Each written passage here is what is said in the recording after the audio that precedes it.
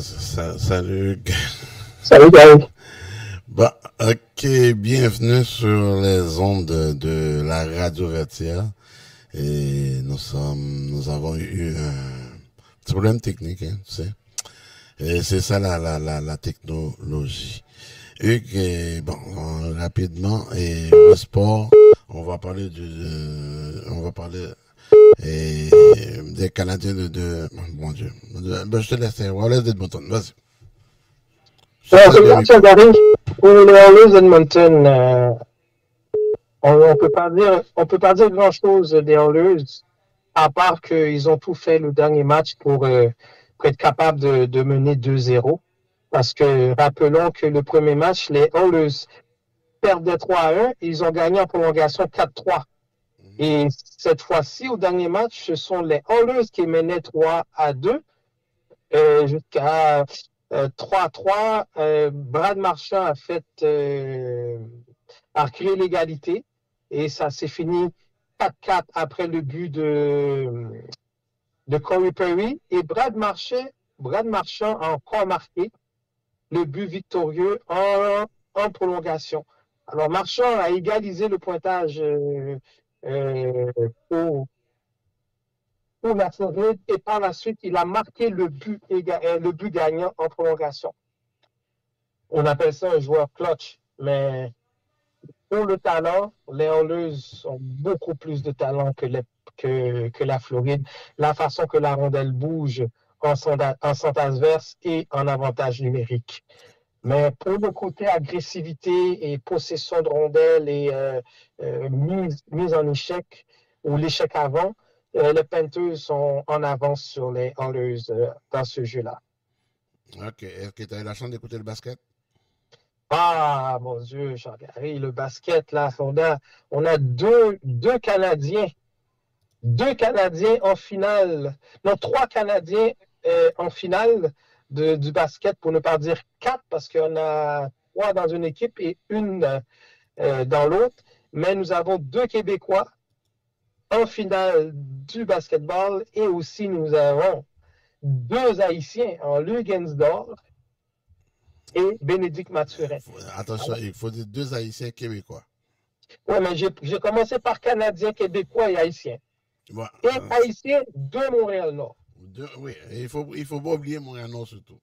Il ne faut pas. Et aussi, pour tous les auditeurs qui nous écoutent, la ville de Montréal-Nord, ils ont mis un écran géant à l'extérieur, je ne me souviens plus dans quel parc, pour que le match soit diffusé live. Je crois que c'est sur un terrain de basket. C'est sur la rue Dijon. Sur la rue Dijon. Alors, tous ceux qui nous écoutent, qui aimeraient aller voir le match live en plein air, comme si vous y étiez, alors ça serait une excellente idée, une belle petite soirée en famille. On n'annonce pas de pluie ce soir, alors ça serait vraiment génial. Vraiment, hein? Vraiment génial. OK. Et après ça, en une minute, quelles sont les autres nouvelles que tu as? Ben, les autres nouvelles, Coco Gauff a gagné le titre en Roland-Garros, la numéro 1 mondiale. C'est Sabablenka, si je me souviens bien, son nom est tellement compliqué, Irina Sabablenka. Oui. Exactement, et Coco Gauff est deuxième mondiale, mais elle a gagné un tournoi majeur, celui, exemple, on appelle du Grand Chelem. Les tournois du Grand Chelem sont Roland-Garros, celui de Wimbledon, celui du US Open et celui de l'Australian Open qui est en début d'année. Alors, on voit la progression de Coco Gauff qui n'a seulement que 21 ans. Alors, ce sont une belle progression, une belle prouesse de sa part. OK, c'est bon. Et puis pour la semaine prochaine, ben, dès lundi, dès demain, le cycle de la Formule 1 débarque à Montréal. Ce sont les mécanos qui arrivent en premier avec le matériel. Et dès mercredi, les véhicules vont être assemblés à l'île Notre-Dame pour le circuit Gilles Villeneuve. Jeudi, ça va être les essais comme pour voir si la voiture roule bien. Le vendredi, ce sont les essais libres. Samedi, la qualification et dimanche après-midi, Dimanche de la fête des pères, ça sera le Grand Prix. Alors, on annonce un peu de pluie en fin d'après-midi, samedi, mais dimanche, on annonce du beau temps, mais ça va être frisquet. En tout cas, la ville sera en effervescence la semaine prochaine. Montréal, destination touristique par excellence. La semaine prochaine. À la semaine prochaine, et rappelons, Gary, les Alouettes ont gagné leur premier match contre les Argos de Toronto. Alors, les Alouettes sont 1-0 présentement en début de saison. J'espère que ça va bien aller pendant toute la saison. D'accord. D'accord. Merci, Hugues, et puis merci pour ta patience, mon cher ami. Et à la semaine prochaine, nous serons à 1 semaine et demie du repêchage de la Ligue nationale de hockey. Oh, ok, d'accord. Parfait. Bye bye. C'est bon, Hugues. C'était Hugues Jean-Claude, notre spécialiste en immobilier hypothécaire, spécialiste en sport également. Et je salue Laurent Duperval, que je te remercie également pour ta patience. Salut Laurent. Salut, comment ça va? Ça va bien. Tu sais, la technologie, hein, tu sais connais, hein, des fois, là, une petite chose, c'est comme, disons que j'ai plusieurs pages, j'étais pas sur la bonne page. C'est correct, ça arrive. C'est comme, il fallait vraiment, c'est qu'à un moment donné, là, c'est que je paniquais, je dis, qu'est-ce qui se passe? Il fallait que, bon, je dis, je recommence à zéro, et puis. C'est bon. Écoute, de toute façon, comme il y a un petit délai, je vais faire ça court aujourd'hui. Il faudrait juste que tu me donnes l'accès encore, oui. Oui, exactement, j'arrive là. Okay. Bon. Et en attendant que tu me donnes ça, bonjour tout le monde. Et aujourd'hui, on va parler un petit peu de choses que tu peux faire avec l'IA, mais en dehors de ce que tu peux faire avec ChatGPT. Je fais beaucoup de formations, de coaching, d'accompagnement en intelligence artificielle. Et en général, lorsque je demande aux gens, est-ce que tu utilises l'intelligence artificielle? La réponse est toujours oui, beaucoup. J'utilise ChatGPT tous les jours pour écrire des courriels, faire des corrections de mon texte, etc. C'est une vision qui est très étroite de ce que l'IA peut faire. L'IA peut faire beaucoup, beaucoup plus. Et c'est quelque chose que au Québec, en particulier, on n'embrasse pas. Selon moi, on ne fait pas assez. D'ailleurs, cette semaine, j'ai vu une publication sur LinkedIn où ils parlaient de Elsa. Elsa, qui est un outil d'intelligence artificielle que la FDA, je pense que c'est comme ça que ça s'appelle, c'est le bras du gouvernement américain qui s'occupe de la création de nouveaux médicaments. Et ils ont créé une IA spécifiquement pour aider à la découverte de médicaments. Alors qu'au Québec, le gouvernement a interdit l'utilisation de l'IA pour développer des médicaments. Et pourquoi est-ce qu'on voudrait utiliser l'IA dans ce cas-ci? C'est parce que ça permet de tester des choses très rapidement et de valider des hypothèses de recherche, donc de regarder les hypothèses et dire, est-ce que cette hypothèse pourrait amener un bon résultat si on fait de la recherche de ce côté-là. Pourquoi est-ce que les médicaments prennent tant de temps à apparaître? C'est justement parce que le processus d'essai et erreur est long. Tu penses que tu as une idée qui va fonctionner et tu dois prendre beaucoup de mois, voire des années pour tester ton hypothèse avant que ça se rende à un humain. Et si en cours de route, tu réalises que ton hypothèse ne fonctionne pas, ben, tu as perdu tout ce temps-là. Ce que l'IA permet de faire, c'est de réduire ce temps-là. Mais on a une réticence un peu au Québec pour ça. Cela dit, je suis content de voir qu'il y a certaines personnes qui acceptent de le faire et qui le font bien. Entre autres, cette semaine, j'avais un rendez-vous chez mon médecin, avec mon médecin, puis c'est un rendez-vous téléphonique. Et avant qu'on commence le rendez-vous, elle m'a dit, est-ce que tu acceptes que j'enregistre le rendez-vous pour qu'une IA puisse prendre les notes et fasse un sommaire pour moi pour que je n'ai pas à le faire? Je lui ai dit oui, bien sûr, parce que de toute façon, moi, c'est ce que je fais aussi. Si vous faites beaucoup de réunions et que vous prenez encore des notes à la main, c'est de la perte de temps. C'est vraiment de la perte de temps. Au lieu d'être concentré sur la réunion, d'interagir, il y a des interruptions, on écrit ça à la main, on pense avoir oublié quelque chose. Pendant qu'on écrit, on ne porte pas attention à ce qui se dit, alors que l'IA est capable de faire ça très bien. dans toutes les réunions que je fais, j'ai toujours une IA qui vient et elle enregistre tout.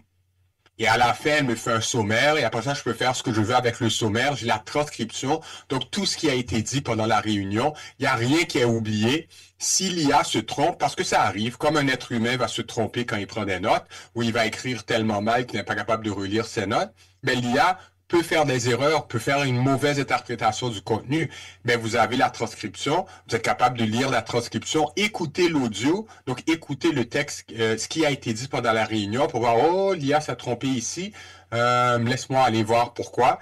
On retourne, on écoute l'audio, on fait la correction, et puis voilà, mais toute l'information y est.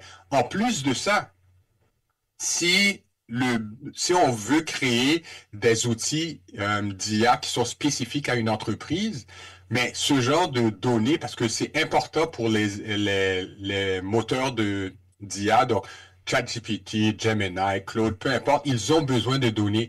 Et lorsque vous êtes capable de fournir des données spécifiques à votre entreprise, à ce que vous faites, mais les résultats vont être meilleurs parce qu'au lieu de se fier à ce qui se dit sur Internet un petit peu partout, ça va se coller à votre réalité.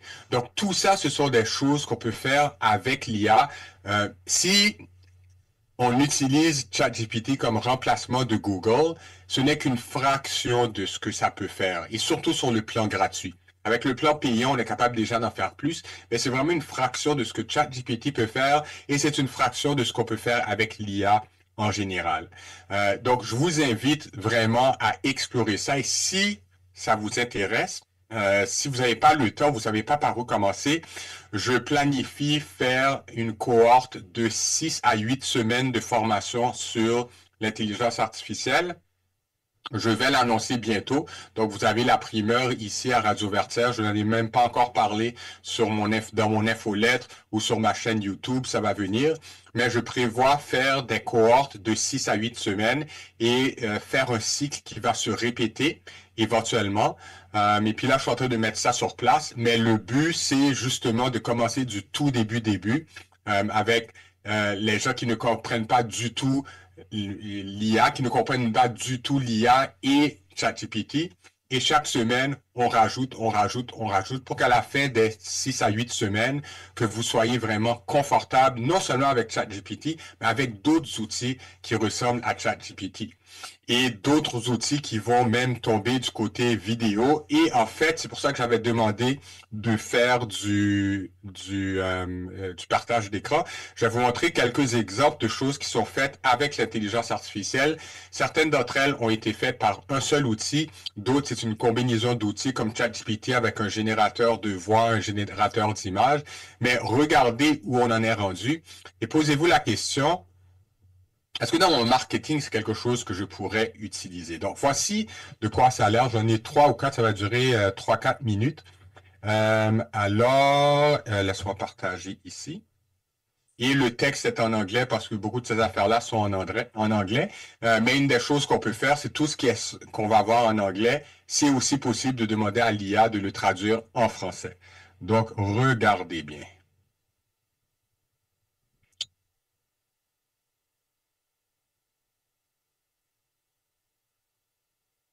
Welcome to a non-existent car show. Let's see some opinions. I mean, man, the acceleration is crazy.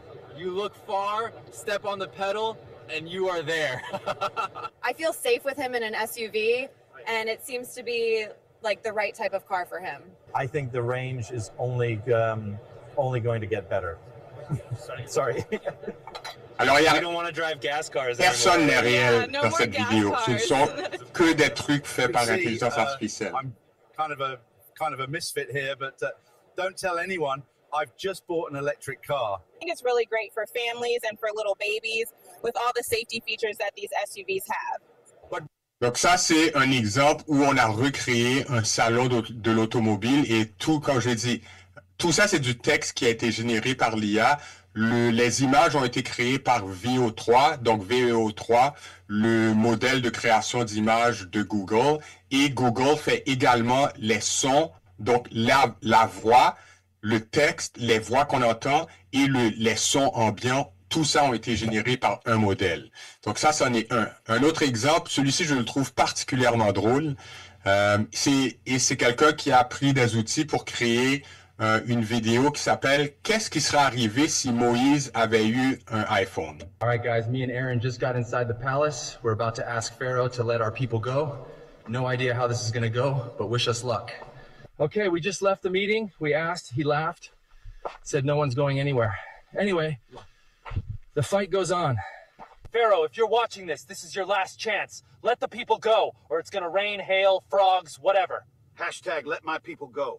He let Un des reproches qu'on fait aux gens à l'IA, c'est qu'on a tendance, il y a des gens qui disent, ouais, mais si l'IA fait tout, ça sert à quoi d'avoir des humains?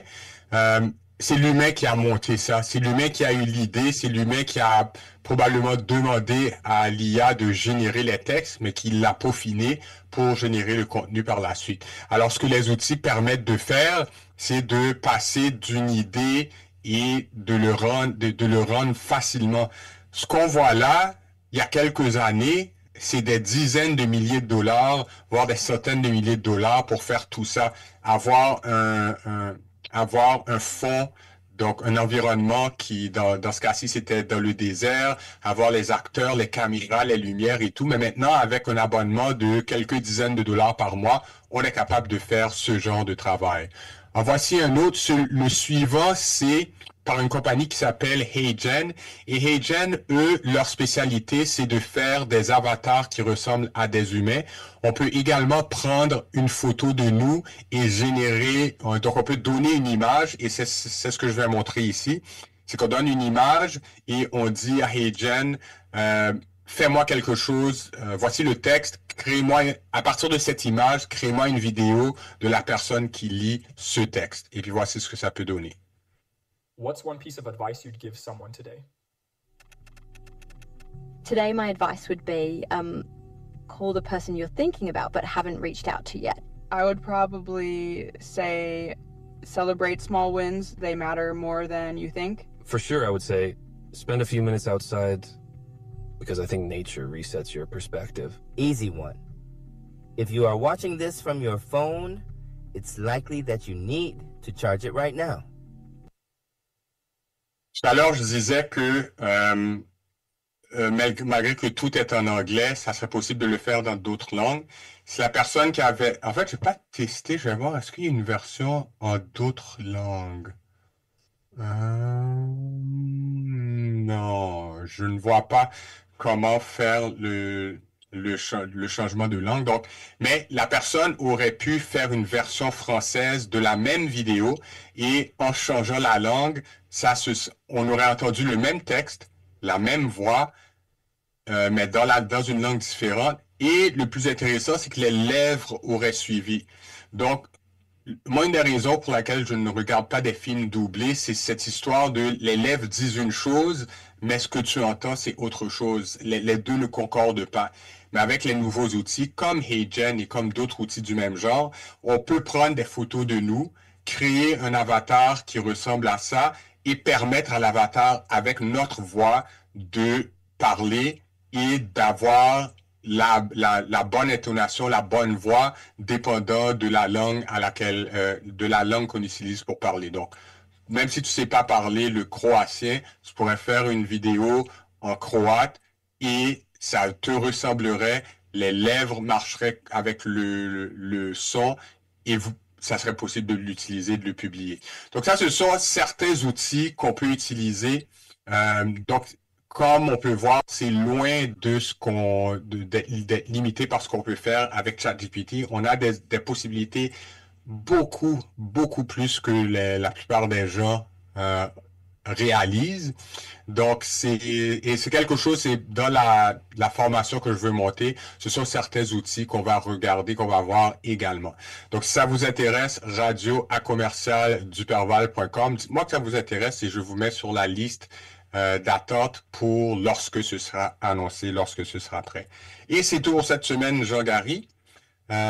Donc, la semaine prochaine, pendant le Grand Prix, à moins que tu prennes congé pour aller au Grand Prix. On t'entend pas. Oui, semaine prochaine. Oui, effectivement, je pense que je vais prendre congé pour aller au Grand Prix. Oui, je vais prendre congé pour aller au Grand Prix la semaine prochaine. Je pense que ça vaut la peine, non? Ben, je sais pas, moi je suis plus vraiment le Grand Prix. Ma fille est une grande fan. Elle est fan finie, elle suit ça chaque semaine, elle suit l'émission Netflix, et quand son équipe ne gagne pas, elle est souvent fâchée ou du moins pas trop contente. Donc, c'est ça les jeunes. Hein? Mais oui, mais tant mieux.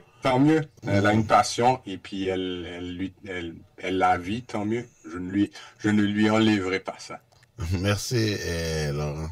C'est beau. Bye tout le monde. À la prochaine. C'était Laurent Dupéval, notre spécialiste en intelligence artificielle. Bon. C'est quelle journée, ça a mal débuté cette journée-là. Mais c'est ça la vie. Dans la vie, ça prend des problèmes. Et puis, il faut être en mesure de solutionner ces problèmes-là. Bon, et je pense que maintenant, tout est réglo, là, comme si on peut le dire ainsi. Et sans plus tarder, je vais dire un petit bonjour à notre journaliste, panéliste, Vladimir Jelin, et puis notre panéliste Willy Lebeau. Et bonjour messieurs. C'est comme si je ne vois pas de caméra de personne. Vladimir. Bonjour Vladimir, comment vas-tu? Un plaisir d'être là. Bon. Dis-moi. Bonjour monsieur le directeur, ça va bien? Ouais, là, on te voit là, Willy. Bon, okay, tout est beau. Bon, et Vladimir et monsieur le journaliste, par excellence, hein, Willy. Faut mettre le nom, le mot par excellence. Le qualificatif. Qu'est-ce que tu as pour tes fans là, de la radio Vertière cette semaine comme nouvelle? Écoute Gary, cette semaine, Dieudonné Larose a fêté ses 85 ans. Je suis en train de me demander... 80, pas 85. 80. Oui. Je suis en train de me demander, est-ce que Larose ne s'est pas trompé sur son âge parce que il ne fait vraiment, mais vraiment pas 80 ans. Donc, jusqu'à présent, je me pose des questions. Est-ce qu'il ne s'est pas trompé sur son âge? Parce que si vous m'envoyez chercher un bonhomme de 80 années, c'est pas Dieudonné Larose que je vais choisir. Honnêtement, je n'en reviens pas. D'habitude, c'est pas quelque chose que je fais, mais j'ai juste envie de demander à Larose, je veux voir ses pièces d'identité. Est-ce qu'il ne veut pas prendre sa retraite trop vite? Parce que, en tout cas, il ne fait pas son âge. Il ne fait vraiment pas son âge. Toi, tu n'étais pas dans la soirée. Willy Lebeau était là. Et puis, j'ai vu Willy qui lui parlait. Peut-être Willy lui a posé la question. Je pourrais même aller chercher l'image même. Je disais, j'étais sceptique, mais je suis confondu. Willy, c'était quoi que tu lui posais là? Tu lui parlais là? C'était quoi que tu disais là avec toi? Je dis, le scepticisme en moi fait en sorte que je doute de votre âge, mais étant donné que je suis un homme respectueux, donc je suis confondu. Donc vous avez 80 ans, et puis quiconque veut jouer à la loterie devrait jouer 80. Et vous allez gagner, c'est ça. Donc moi je dis que faut pas traiter, il faut pas mettre en doute ce que la personne dit, parce que quand on dit quelque chose, si ce n'est pas la vérité, on ment à soi-même. Il n'y a aucune raison de mentir. Donc c'est pour cela quand quelqu'un me dit quelque chose, je le crois sur parole, d'accord? Mais après avoir cru sur parole, et là le point d'interrogation vient seulement en moi. Mais par respect pour la personne qui le dit, je le respecte. Parce que on dit souvent, un vrai menteur doute toujours de ce que l'autre dit, parce que c'est dans sa nature de mentir aux autres. Même si on dit la vérité, pour eux, on est un audacieux en créole, audacieux en créole. On est n'importe qui parce que la personne a l'habitude de mentir. C'est pour cela, quand on me dit quelque chose, je le crois sur parole. Et puis un point, c'est tout. C'est Willy Lebeau sans être naïf, par exemple. D'accord? Bon. Parce que somme toute, je regarde la face de Dieudonné Larose, je ne donnerais même pas 60 ans ou tout au plus à peine 60. Parce que, écoute, le bonhomme est jeune, il paraît jeune, il danse, il bouge encore. Mais en tout cas, comme tu as dit, il dit qu'il a 80 ans. On accepte, mais honnêtement, il peut vraiment se fondre dans la masse pour quelqu'un qui n'a pas 80 années. Parce qu'il ne ressemble vraiment pas à un pépère, mais vraiment à un jeune homme pas bien aiguisé. Comme quoi, vous dites qu'il peut courtiser encore les jeunes filles de 25 ans. Clair. Ok. En tout cas, c'est clair prier pour nous, pour que nous soyons aussi jeunes à 80 ans. Point. Hier, j'étais dans un barbecue et puis j'ai un gars qui, sa mère va avoir 80. Je pense pas qu'il a le même âge que ma mère qui a 80. En tout cas, c'est pas grave là. Comme on dit qu'on accepte qu'il est oui ou non, ça c'est lui-même. Et puis, on n'en disconvient pas. La Rose, félicitations, vous avez 80 ans. Et puis, merci pour le bon travail que vous avez fait. Parce que vous nous avez égayé, comme je lui disais. Ma fille va avoir 37 ans. Pourtant, il a bercé La Rose dans Mandela et puis avec Anacaona. Parce que deux musiques que je chantais, j'ai même la caméra avec ma fille. Parce que on fredonnait cette chanson-là, surtout Mandela et puis Anacaona. Écoutez, Joli Minou, on a fredonné. Et puis, quand je vois ma fille qui avait disons, 10 mois, qui était vraiment éveillée, qui prenait le micro et puis qui chantait, et puis qui parlait bien, moi je dis que ce souvenir-là m'accapare et puis je vais garder toujours. C'est ce que je lui ai dit, que je connais toutes les musiques de La Rose. Moi je dis que on peut ne pas aimer quelqu'un, mais la musique, là, il faut aimer la musique. Il faut que l'on soit vraiment aveugle ou bien sourd pour ne pas savoir que il a fait des merveilles, tout comme Simono, tout comme d'autres. On va écouter, on va voir l'entrée là de Dieudonné La Rose. Notre légende qui fête justement ses 80e anniversaire à Montréal-Nord, une ville qu'on sait qu'il aime beaucoup. Il est à Montréal présentement et nous allons voir justement, il est déjà là avec sa famille. Nous allons justement voir son arrivée. Nous pas le chercher les gens de là. Nous pas le chercher les gens de là justement. Mesdames et messieurs, un peu de patience. Ouh. Bonsoir madame, vous allez bien? Bienvenue. Vous êtes madame? C'est Guylaine. Oui, vous êtes une amie de la famille? Oui, un ami de La Rose. D'accord, enchantée. Alors bienvenue Guylaine. Et nous avons quelqu'un d'autre ici encore. Je me comprends dans limousine bien remplie. Et ça, c'est une personnalité qui est bien connue de Montréal, une personnalité publique. Moi, c'est son bon ami, La Rose, justement, qui l'a avec lui. Exactement. On ne voit pas l'image. Mais les gens le voient. Auditrices qui ont regardé belle radio. Exactement. Voilà. Alors, merci encore d'être là. Fait que à ce soir, nous pas le fêter avec les gens de là. 80 compas. Bien, tout bail pral bien passé, bien fait.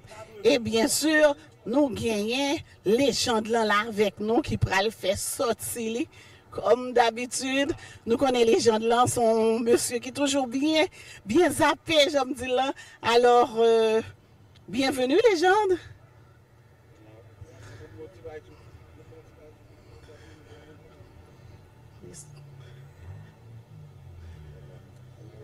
Et bonsoir les gens. Bon anniversaire. Merci. Alors, c'est ça, on a tout profité de nous, les gens de l'arrivée justement dans l'Empire Royal, côté nous pral célébrer 80e anniversaire, les gens de l'an, comme vous le savez, mesdames et messieurs. 80 ans, c'est pas 80 jours. Donc, nous souhaitons en pile santé, en pile succès pour le capable de continuer à faire travail là et puis continuer à travailler. Il a commencé à faire, mettre musique haïtienne à son plus haut niveau. Alors, pour le monde qui peut encore arriver dans l'Empire Royal là, les gens de l'an déjà arrivés et là, pour nous célébrer une très belle fête avec les gens de l'an. Oui, alors ici nous avons aussi le promoteur, notre grand justement Sadrak Bastien des productions Fasol qu'il a avec nous, qui a organisé Coquin Chaîne Fête ça pour les gens de là, pour nous capables de souligner 80 ans. Merci encore Sadrak.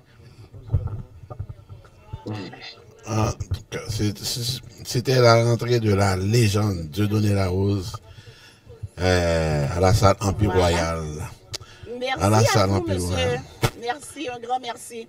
Alors, Oui. on n'a pas avancé. Hein? Oui. On n'a pas Donc, avancé avec les messieurs, gens de nous là. sommes Juste de un moment, retour. s'il vous plaît.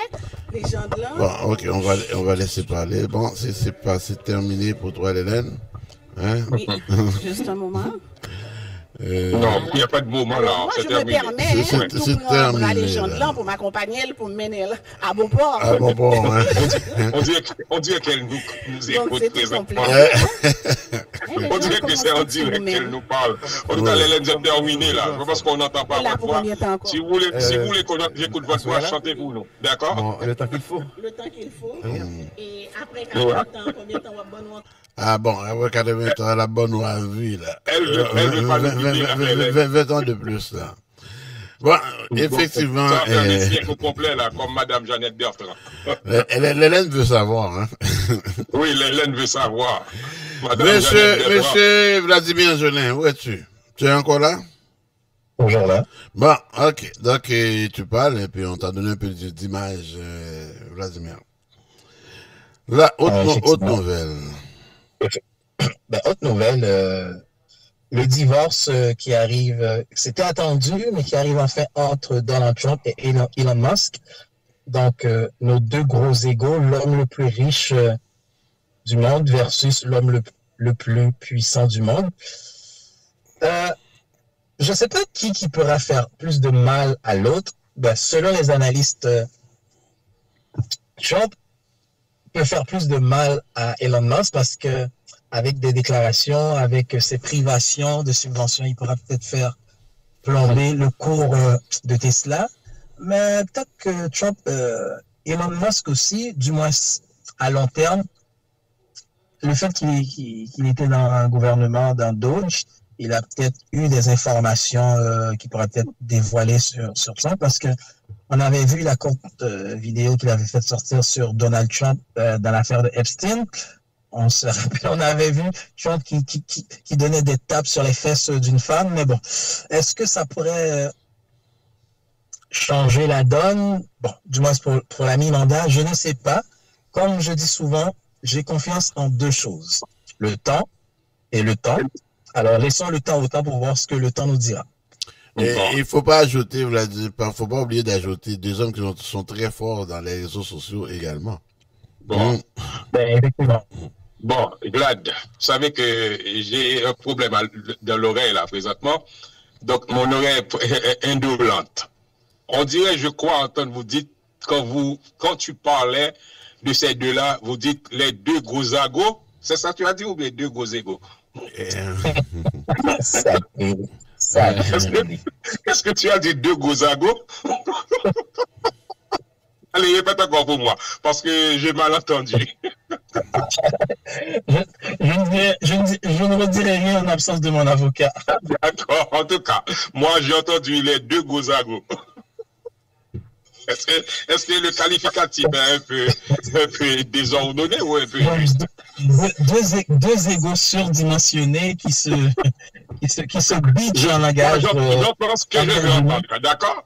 J'ai entendu ce que je veux entendre, parce que ce sont ces gros agos-là et qui se trouvent en Haïti, qui se battent pour le pouvoir. Donc maintenant, qu'ils se chamaillent entre eux aux États-Unis, c'est pas mon problème, d'accord? Point. Bon, donc je vais faire un film, je vais intituler le film Deux gros agos qui se chamaillent. Point. Bon, je pense que faut faire attention parce que n'oublions pas une chose, parce que ce qui est différent, ce qui est bizarre dans le monde actuellement, il y a un pays, les États-Unis, un homme, Donald Trump, avec des déclarations qu'il peut faire, ça peut faire mal à des pays, à d'autres pays voisins ou même un pays lointain. Est-ce que ça ne nous concerne pas avec la connexion du monde, avec la globalisation des marchés? Le village global. Je ne suis plus prêt à dire ça, donc ça va dépendre parce que s'il y a quelque chose, je donne un exemple, si Elon Musk investit dans une compagnie au Canada, donc probablement les déboires de Tesla, la chute de Tesla ou de SpaceX pourrait peut-être avoir des conséquences sur une entreprise dans laquelle que Musk a investi. On ne sait jamais, donc gardons quand même une dose de prudence par rapport à cela. Mais vous savez, Vlad, depuis le début, je suis comme cela. Tu sais que mon niveau de pessimisme, moi je dis toujours, cette super chérie-là, je dis c'est toujours un coup monté, je ne crois même pas une virgule. Tesla commence à avoir des problèmes et puis on voit que les gens commencent à défaire Tesla. Donc ils disent que nous allons faire en sorte qu'on va montrer que nous sommes en chicane. C'est ce que Willy Lebeau croit et je vais le croire jusqu'où on me présente des preuves que c'est vrai, ils sont en train de se chamailler. Je suis comme ça. Parce que pour moi, la politique, moi je dis même les démocrates, les républicains, tout, ils se mettent ensemble pour faire ce qu'ils sont en train de faire là. Donc c'est pour montrer au monde entier que nous sommes les meilleurs. Donc personne ne peut enlever ça de ma tête. Pour moi, c'est comme un film que j'écoute entre lui et l'autre. Donc juste pour essayer de montrer que moi je peux me défaire de n'importe qui. Point final, signé Willy Lebeau. Si tel était le cas, je ne penserais pas que des mots utilisés auraient été utilisés. L'un parle d'ingratitude, l'autre parle de fou.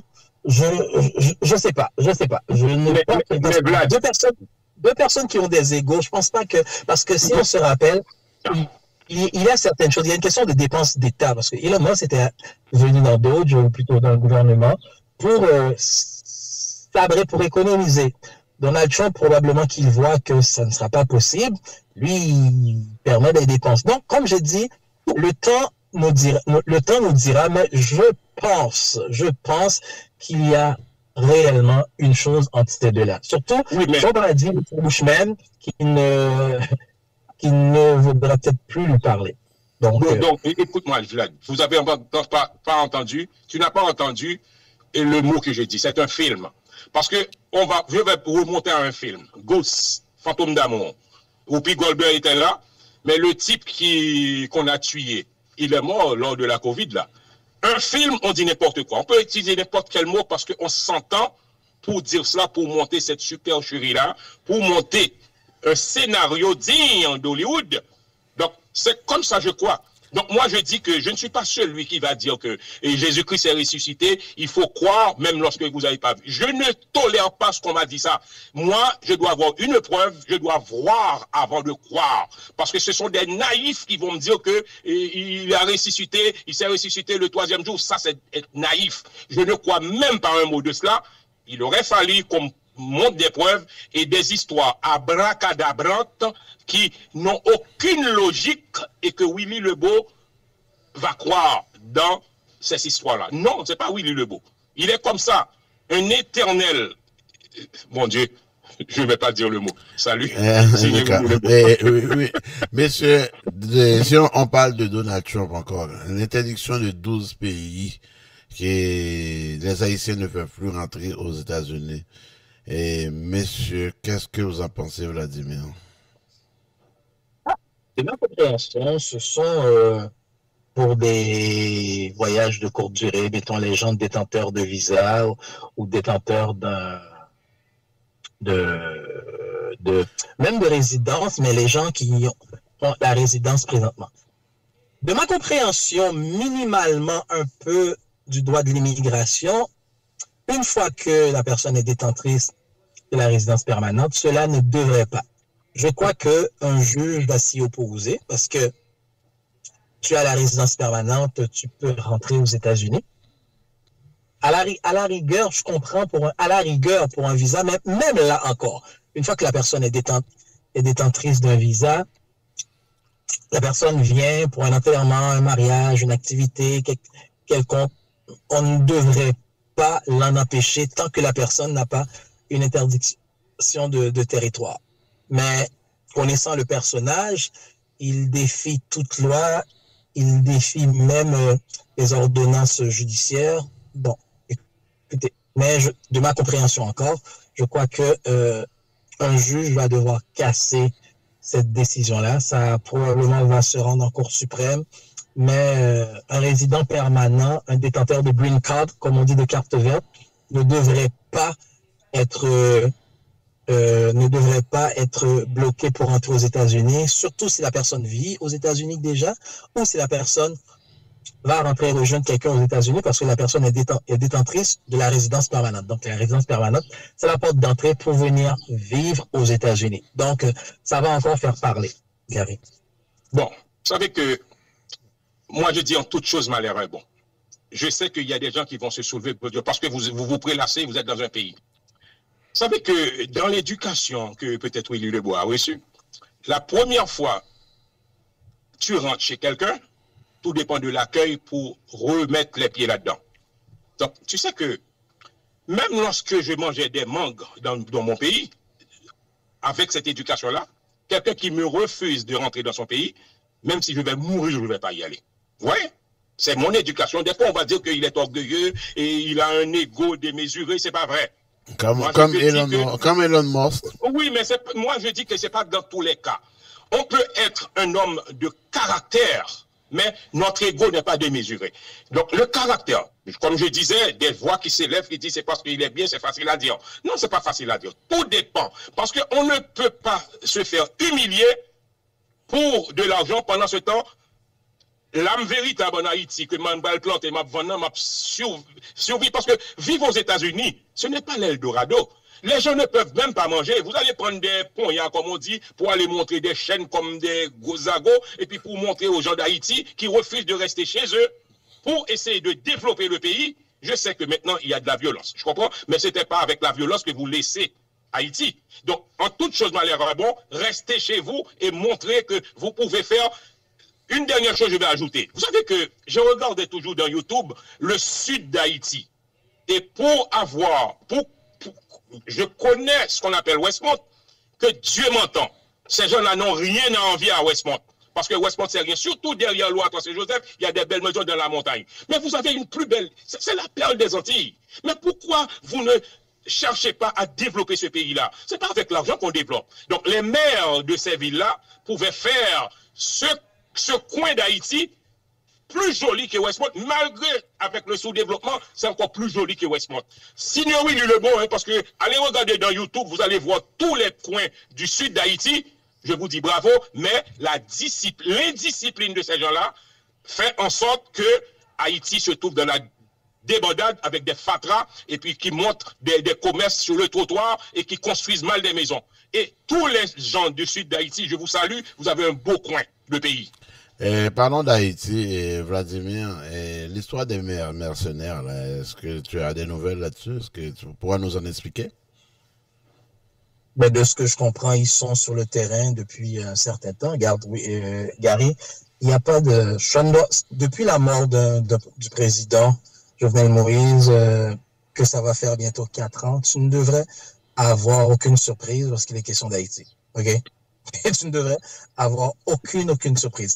Moi, ce qui m'a surtout touché, c'est surtout la déclaration, les discours de Kémy Séba, qui s'était rendu de par ses propres moyens pour aller parler au peuple haïtien, pour aller parler aux gangs, aux chefs de gang. Il a dit que des gangs lui ont contacté, qui ont trouvé que ce qu'il a dit c'est vrai, qui veulent faire leur mea culpa. Mais faudrait que ça se fasse, parce que si on veut sortir de ce marasme, il faut que les gangs mettent la main dans la pâte. Mais surtout qu'ils dénoncent à la rigueur même, qui se soulèvent contre les gens qui les ont fourni les armes et non contre le prolétariat, contre le peuple, malheureusement. Donc, j'ose espérer que l'avenir d'Haïti, si avenir devait y avoir, parce que comme Ansi et Yol Desroges ont déjà chanté, c'est pour tout le monde vivre avec espoir, à qui est content. Mais Willy, peut-être juste pour dire quelque chose dans ce que Willy a dit, je ne suis pas tout à fait d'accord avec Willy, parce que dans le temps, quand Willy parlait de l'âme véritable se vendait 2 pour 3 gourdes, Willy. À l'époque, quand tu étais là. Maintenant, un petit fouille à pain ou l'arme véritable se vend $100. Un petit comme une orange ou comme une pamplemousse se vend $100. Mais $100 haïtiens, là. Il faut dire $100 haïtiens. Oui, mais quand même. Vlad. Il faut l'avoir. Les gens ne travaillent pas. Oui, la majorité des gens ne travaillent pas. Vous savez que j'ai pas dit ça. Je dis que moi, restez dans votre pays pour cultiver l'âme véritable. Parce que les gens ils sont complexés, ils ne veulent pas travailler la terre. Parce que quand vous venez ici, vous travaillez pour $12 l'heure, mais restez chez vous, vous allez faire plus d'argent. C'est parce que vous êtes complexés. Vous n'avez pas d'argent, vous n'avez pas le droit, si vous avez 2 taxis, de conduire un taxi. Ils sont complexés. C'est comme si l'autre se rabaisse quand il conduit un taxi. Pendant ce temps, ce comportement cocoratique-là, ces gens-là ne valent même pas 1 cent la livre. C'est ce que je dis, vous êtes trop complexés. Plus facile à dire qu'à faire. Plus facile à dire qu'à faire. C'est vrai qu'il y a une forme de complexe chez l'haïtien.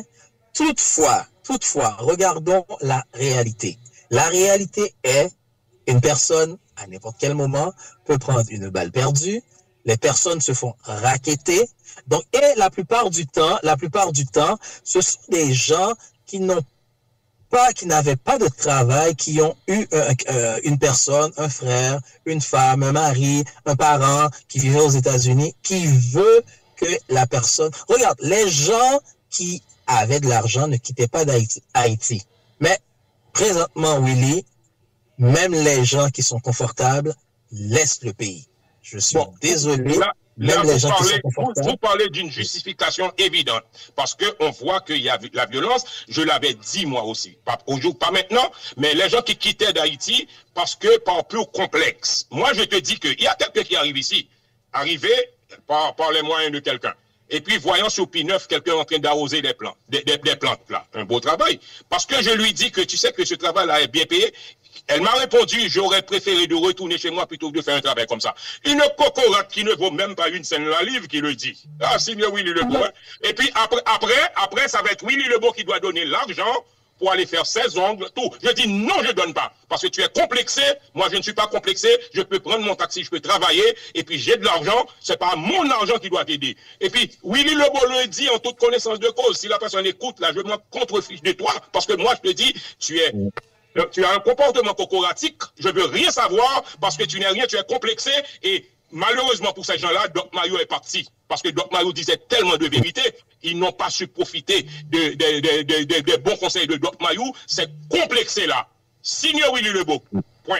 Willy, c'est parce que aussi, il faut pas prendre un échantillon d'un échantillon pour... Parce une personne avec une déclaration... Les Haïtiens sont complexés, sauf Willy Lebeau peut-être. Vlad, tu sais très bien entre toi et moi, lorsqu'on parlait en privé, on n'est pas complexés, nous, hein. Nous sommes des hommes de valeur. On peut dire même des hommes stoïques. Cependant, nous ne sommes pas complexés parce qu'on peut conduire un taxi, hein. Vous savez que même avec la compétence, on ne veut pas faire l'état là de savoir pour dire qu'on est professeur, on est si. On ne fait pas cela. Mais on n'est pas complexé, on travaille dignement et puis on ne tombe pas dans la drogue, on ne fait rien, on prend soin de notre famille. C'est pour cela que tu es mon ami. Mais les petits complexés notoires, je ne veux rien savoir de ces gens-là. C'est pour cela quelqu'un peut vous interdire de rentrer chez eux et je suis d'accord en toute chose, malheur est bon. C'est pas facile à dire, c'est vrai. En ce qui a trait à l'insécurité en Haïti, je peux comprendre. Mais il n'y a pas que les États-Unis qu'il faut voyager, on peut aller n'importe où. Il y a des pays que vous pouvez aller sans visa. Cependant, c'est parce que pour vous, c'est le ciel, les États-Unis, c'est pas vrai. Le ciel, les pays scandinaves et le Canada, c'est ça qu'on appelle le ciel sur la terre. Je le dis, je le maintiens. Signe Willy Lebeau. Là encore, plus facile à dire qu'à faire. Si la personne a seulement des gens aux États-Unis, la personne ira là où il y a des gens. Mais c'est là encore, je te dis... Si ce sont des jumeaux, je suis d'accord. Mais vous n'êtes pas jumeaux, vous rêvez tout seul, vous allez prendre soin de votre famille. Point final. Mais, en tout cas, on va peut-être changer de sujet, mais c'est plus facile à dire encore. Parce que je vous ai envoyé des fleurs, je vous dis que vous êtes stoïque et un homme adorable, c'est pour ça que je t'ai choisi comme ami. Et puis, peut-être tu peux être mon fils aussi, hein, d'accord? Même si je suis comme là où je parais jeune, mais tu peux être mon fils. Parce que lui, il a 75 ans. je vais ajouter dans mon âge aussi, hein? C'était Willy Lebeau, hein? C'est Willy Lebeau, là, l'humoriste par excellence, quelquefois. Mais toi, personnellement, Willy, comment tu as aimé cette soirée-là? Mais vous savez que de A à Z, c'est une soirée vraiment accomplie, c'est une belle soirée. Vous savez que les organisateurs et puis les animatrices, là, dont et Priscilla et puis Hélène, vous savez que ces gens-là sont des personnes là qui nous mettent dans l'ambiance de la fête. Et dès le commencement, tu vois comment ça a été. Et puis sans compter, quand la vedette arrive là, le confectionneur, l'extraordinaire, le designer, la rose, et il n'a pas seulement une belle voix, ni composé des belles musiques, mais c'est un designer aussi. Quand il arrive comme le roi, il voulait imiter Coupé Chloé qui est roi. Donc quand il arrive, c'est une soirée vraiment réussie. Une soirée que vous savez que si on regarde la vidéo de cette soirée-là, parce que Radio Vertière était chef d'orchestre de cela, il y avait à peu près 5-6 caméras qui montrent tous les gens, surtout les gens qui dansent à joli pas là. Vous savez que les belles musiques... Surtout Willy Lebeau. Bon, Willy Lebeau, lui, là, bon, je sais pas, là, je parle pas pour moi-même, on peut dire que si Willy Lebeau dansait bien, parce que qu'il y a quelqu'un qui m'a appelé hier. Oui. C'est mon ami. Willy Lebeau, je te regardais et puis j'étais pas. Dis, écoutez mon ami Vlad, Willy Lebeau ne fait pas ça, seulement ça. Je viens de voir qui m'a appelé pour me féliciter. Ah, donc, il n'y a pas de problème. C'est mon frère, c'est mon ami, c'est Vlad. D'accord? Vladimir. Il y a beaucoup de monde qui m'ont appelé pour me dire, oh, j'ai écouté Radio Vertière. Mon Dieu, Willy Lebeau. Il dit, non, écoute-moi là, ça c'est la pointe de l'iceberg. Willy Lebeau est toujours de bonne humeur, toujours content, toujours heureux. Comme un poisson de l'aquarium, d'accord? Point. C'est pour ça qu'il parle toujours de lui, parce que je ne vais pas dire comme Vlad qu'il est stoïque, mais c'est tout comme. Est-ce que tu avais eu la chance de voir le petit documentaire préparé par la réalisatrice Hélène? Oui, j'ai vu, là, j'ai écouté, et puis de toute façon, vous savez que, et dès que je vois c'est ma soeur Hélène qui a fait quelque chose, là, je suis tout oui pour écouter, pour regarder, et puis impeccable, et puis elle a fait ça avec brio. Notre Hélène, tu sais qu'on va dire que Willy flatteur, mais quand c'est Hélène qui fait quelque chose, là, il n'y a rien à moitié. Et puis, s'il a besoin de conseils, vous savez qu'il y a beaucoup de monde, il y a ses frères qui sont là pour demander des conseils. Il y a beaucoup de monde. Parce que Hélène, elle, là, elle fait rien à moitié. Je vais le répéter. Et parfait Hélène, et puis extraordinaire, je like l'affaire de Hélène. Et puis un gros bisou. Bravo Hélène. Merci. Vladimir, fin de séance parlementaire. Au Québec, qu'est-ce qui t'a marqué par rapport à cette fin de séance?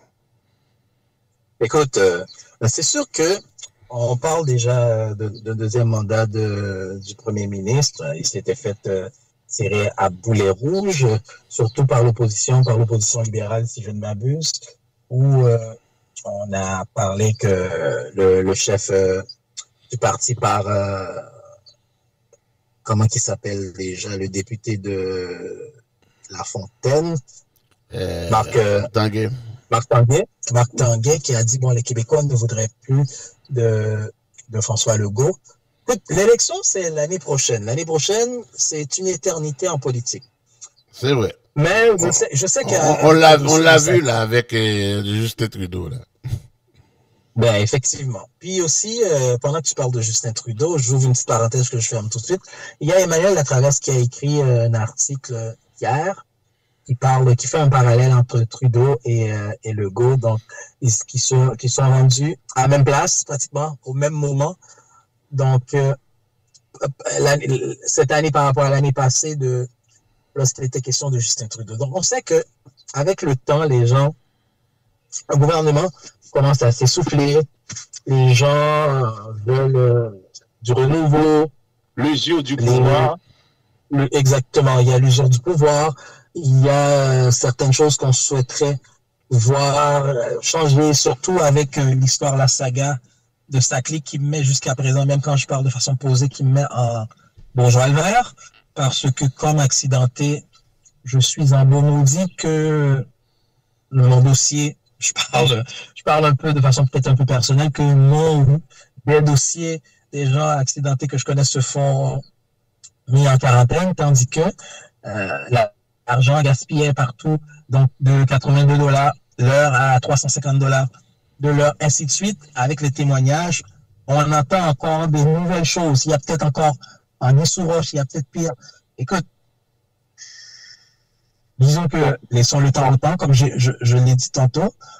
Est-ce que les Québécois arrivent pour dire, bon, après 2 gouvernements de la CAQ, on changera de gouvernement? Trop tôt pour le dire. C'est vrai que la CAQ passe une période difficile, mais ça se pourrait que les Québécois disent, bon, pour 2026, ça prend un changement de gouvernement. Mais on ne sait pas ce qui pourrait arriver.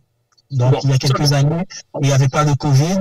Puis, lorsqu'on prend un cas comme le cas du Parti libéral du Canada, le Parti libéral était quasiment allait se faire balayer, mais un homme est arrivé, Mark Carney, qui a changé la donne. Je pense qu'il lui manque entre 2 à 4 députés pour qu'il soit un gouvernement majoritaire. Donc, laissons le temps au temps.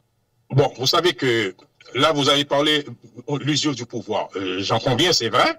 Cependant, moi, je vais vous donner un exemple. Doug Ford, ça c'est 3e mandat. Mais tout dépend de la personne. Parce que quand il y a l'arrogance, quand il y a un ego démesuré, qu'on ne veut pas écouter, qu'on se prend pour le nombril du monde, il est tout à fait normal que vous énervez les gens. Que les gens disent, ça suffit. On ne fait pas ça. Ou bien lorsque, entre copinage, je peux même dire cela, et puis une gaffe dans sa clique, ça ne clique même pas. Et puis, au lieu de dire que c'est vrai, on s'est trompé, on n'était pas vraiment, et puis c'est comme si vous défendez les copains. Mais il est tout à fait normal que notre argent soit en jeu, que nous soulevions pour dire non, ça suffit. C'est ça l'arrogance. Est-ce que Doug Ford est un homme arrogant? Non.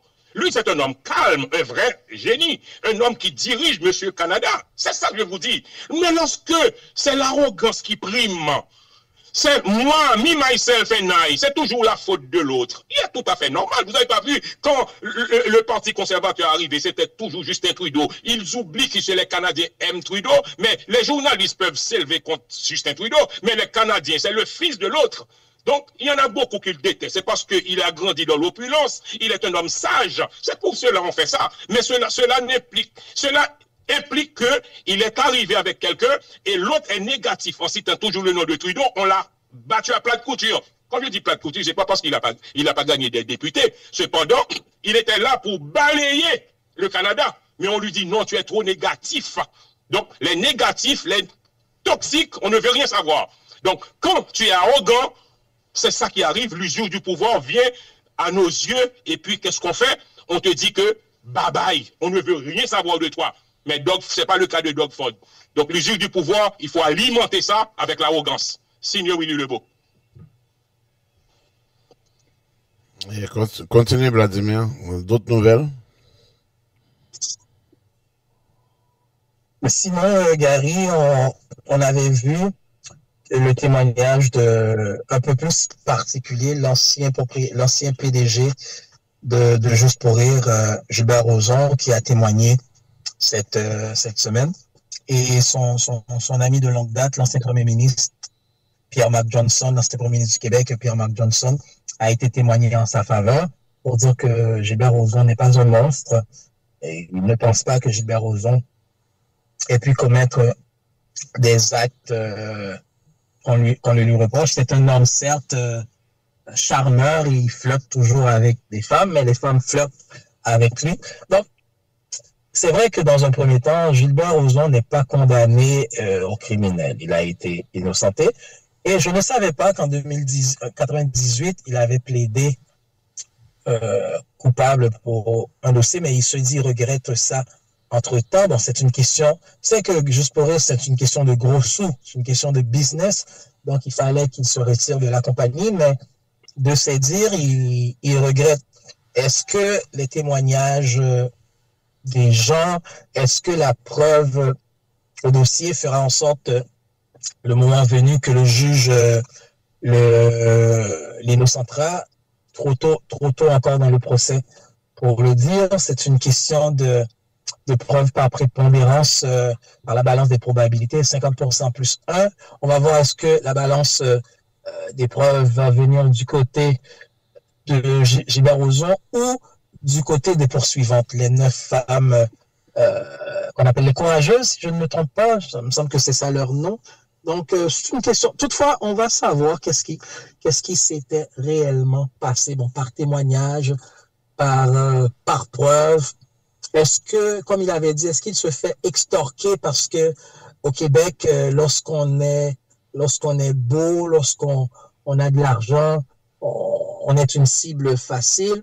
Je ne saurais me prononcer. Je laisse cela à la justice, aux avocats à faire leurs prestations et aux juges à prendre leurs décisions. Mais ça aura un impact sur la vie à post-jugement, peut-être d'un côté comme de l'autre. Est-ce que les gens qui se font réellement agresser n'iront pas dénoncer, ou est-ce que les gens qui, peut-être par flotte ou par mésinterprétation d'une action, vont se faire accuser sans raison? On va attendre jusqu'à la prononcée de la... Vous savez que vous avez dit une chose, mais le contraire est aussi vrai, parce que il y a des gens, lorsqu'ils ont de l'argent, ils se croient tout. Ils se croient tout, même toucher. Moi, je dis que l'excès de charme que vous avez, on peut avoir du charme, on peut être séduisant, on peut avoir de l'argent, on peut tout, mais messieurs, les mains dans les poches. Parce que si une femme, comme je disais toujours à mes filles, je parle de moi, écoutez-la, vous allez être toujours souriant, gentil, mais quand un homme touche même ton épaule sans le savoir, sans vouloir, aller agir et puis papa est en arrière. Je lui dis, et puis point. Parce que tu ne touches pas une femme. Tu n'as pas le droit. Donc tu vois, donc l'excès de zèle, l'excès de charme peut pousser quelqu'un à faire quelque chose innocemment, sans avoir une mauvaise intention. Mais il y a des femmes qui ne sont pas d'accord avec ce geste-là. Donc c'est pour cela que je dis que, attention, laissons ça aux juges, laissons ça aux gens, parce que moi je vois qu'il n'est pas condamné au criminel, comment on va l'accuser d'autres façons, d'accord? Donc moi je dis que l'excès de charme que vous avez, quelquefois, les femmes matérialistes peuvent accepter n'importe quoi, mais il y a des femmes de valeur qui voient que même avec son charme, que vous n'êtes rien, parce que vous êtes un irrespectueux. Moi, je parle de tous les hommes qui ont l'excès de charme, qui peuvent faire n'importe quoi, qui peuvent toucher les femmes. Même son épaule, tu n'as pas le droit de toucher. Parce que les vrais hommes attirent les femmes avec son charme. Les vrais hommes n'agissent pas en touchant les femmes. Parce que un simple regard que vous donnez à une femme peut la faire trembler. Ça l'a signé Willy Lebeau, hein? Bon. Oui, mais toutefois, n'empêche aussi, un simple regard peut être mésinterprété chez la plupart des femmes, parce qu'on comprend bien, les hommes sont frileux. Je ne parle pas forcément du cas de Roson, mais les hommes sont frileux. Les femmes, il y a une pénurie d'hommes. Il y a des femmes qui tombent en dépression parce qu'elles sont célibataires. Il y a des femmes qui ont des problématiques parce que les hommes ne peuvent pas les aborder. Si un homme aborde une femme, ça peut être mésinterprété. Est-ce qu'on n'a pas un effet en même temps aussi, un effet pervers de la société? Mais, Vlad, il y a ce qu'on appelle l'harcèlement. Il y a ce qu'on appelle aborder, courtiser une femme. Si c'est ça, Willy Lebeau va se retrouver en prison. D'accord? Parce qu'un regard, quand je vois une femme adorable, magnifique, si ce n'est pas mes sœurs, ou bien mes amis, ou bien la femme de l'autre, moi je regarde toujours avec une passion pour donner un clin d'œil. Vous savez qu'il y a Milou qui m'écoute là. Je suis comme ça. Donc on va me mettre en prison. Mais je ne vais pas courtiser une femme pendant que je suis marié, pendant que j'ai une femme, pendant que je ne vais pas faire ça, parce que je suis un homme loyal. Quand je dis loyal, attention, votre fidélité, mets ça à côté. Moi, je parle de la loyauté. Tu vois? Donc, moi, je dis qu'il y a un charme que tu as. Tu n'as pas besoin d'aller. Oui, je fais courtiser une femme. Que vous soyez Madame la Première ministre au Nouveau-Brunswick, je vous vois, vous êtes belle, je vais vous courtiser. Point final. Si vous avez un mari, je vais m'extomper, je vais arrêter de faire cela. Cependant, moi, je dis, quelle que soit une femme, quand vous êtes ravissante, si vous n'êtes pas mes sœurs, mes amis, tout, comme par exemple, là, je dis Jackson, là, dans la fête de Jackson, je vais le citer, là, vous avez eu le culot d'envoyer ma sœur Loun au bal. C'était la plus ravissante de tout le monde là-bas. Elle était belle. Loun, je te dis que tu es belle. Tu vois, Jackson, c'est mon frère. Donc, mais quand je regardais Loun, je regardais comme mes sœurs. Mais je ne vais pas donner un clin d'œil à Loun, parce qu'elle était belle. Oui. Mais je vous dis, quiconque Monsieur, c'est un coup d'œil, c'est un clin d'œil. Pause santé avec le docteur Jean-Yves Pierre et il va nous parler des bienfaits de la grenade. La collaboration de Ewodia Lazare et Rosivan Pierre. Aujourd'hui, nous allons parler des bienfaits thérapeutiques de la grenade. Originaire de l'Asie occidentale et de l'Asie centrale, la grenade fruit du grenadier Punica granatum appartient à la famille des Lydraceae. Aussi appelé pomme grenade, le grenadier ne doit pas être confondu avec la Grenadia, Passiflora edonis ou fruit de la passion. Quelles sont les valeurs thérapeutiques de la pomme grenade? D'abord, la pomme grenade est riche en antioxydants tels que les polyphénols qui lui confèrent sa couleur rouge. Ces derniers aident à détruire les radicaux libres, responsables de nombreuses maladies, en particulier le cancer, le vieillissement prématuré et les maladies cardiovasculaires. Riche en vitamine C acide ascorbique, la pomme grenade permet de renforcer le système immunitaire et de lutter contre les infections hivernales telles que le rhume et la grippe. Une grenade contient près de la moitié de la quantité de vitamine C nécessaire par jour. La pomme grenade ou grenade possède la propriété de ralentir et inhiber le développement des cellules cancéreuses de la prostate. De plus, sa forte teneur en antioxydants lui permet de lutter contre les autres formes de cancer de l'organisme. Le jus de grenade favorise le bon fonctionnement de l'intestin en réduisant son inflammation et améliorer la digestion, d'où son rôle dans la prévention et le traitement de la maladie de Crohn, de la colite ulcérative et autres maladies inflammatoires de l'intestin. La grenade contient des antioxydants spécifiques qui permettent de prévenir la maladie d'Alzheimer et protéger la mémoire chez les personnes âgées. La grenade est réputée comme un anti-inflammatoire naturel puissant qui permet de lutter contre tout type d'inflammation au niveau de notre corps. On le surnomme pour cela le protecteur des cellules de l'organisme. Dans la région asiatique, en particulier l'Inde et le Moyen-Orient, la grenade est grandement utilisée pour ses propriétés hypoglycémiantes. En effet, elle aide à diminuer la résistance à l'insuline et diminuer la glycémie chez les diabétiques type 2. La grenade est également connue et utilisée pour sa capacité à favoriser la bonne santé du cœur et des artères. Des études scientifiques ont prouvé que le jus de grenade facilite la circulation sanguine, protège la structure des artères, ralentit l'accumulation du cholestérol au niveau des artères. Les vertus de la grenade ou pomme grenade ne s'arrêtent pas là. En effet, elle permet de lutter contre l'arthrite, inflammation des articulations, l'hypertension artérielle, la diminution et la perte de la mémoire, l'anémie et l'impotence sexuelle chez les hommes et chez les femmes, en augmentant le taux de testostérone, hormone jouant un rôle important dans le désir sexuel. Et pour finir, songez que les informations divulguées au cours de cette rubrique le sont à titre éducationnel et informatif seulement et ne peuvent remplacer en aucune façon une séance de consultation médicale. Pour tous vos problèmes de santé, n'hésitez pas à nous contacter par WhatsApp au numéro 689 278 0337. Merci de votre fidélité et à la semaine prochaine pour une rubrique pareille. Même heure, même station, Radio Vertière, à l'heure de mon argent, mon comptable. Alors, de mon argent, mon comptable, c'était le docteur Jean-Yves Pierre avec sa chronique habituelle, la santé, c'est richesse, et qui nous parlait des bienfaits de la grenade. Messieurs, avant que le professeur nous appelle, je ne sais pas qui avait eu la chance d'aller voir le match de soccer au stade de Saputo. Moi, j'y étais. Et Willy Lebeau, je pense que toi aussi, tu étais. Oui, j'étais Bon, là. Willy, j'ai une question là. Ok, je pense que Vladimir nous a déjà laissé. Et j'ai une question, Willy. Il y avait 18 351. 321. 321. Yeah. Oui.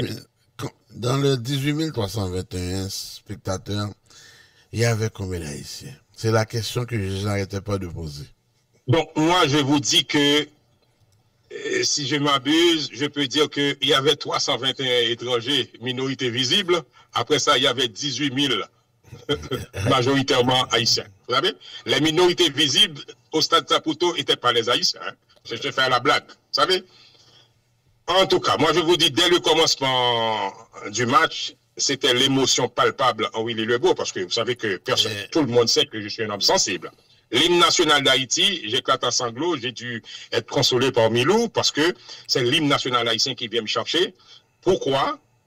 Pour l'État se trouve d'Haïti. Un hymne national que notre fierté des Saliniennes a fait, et qu'on voit que les minables ont traité un pays comme ça, la perle des Antilles.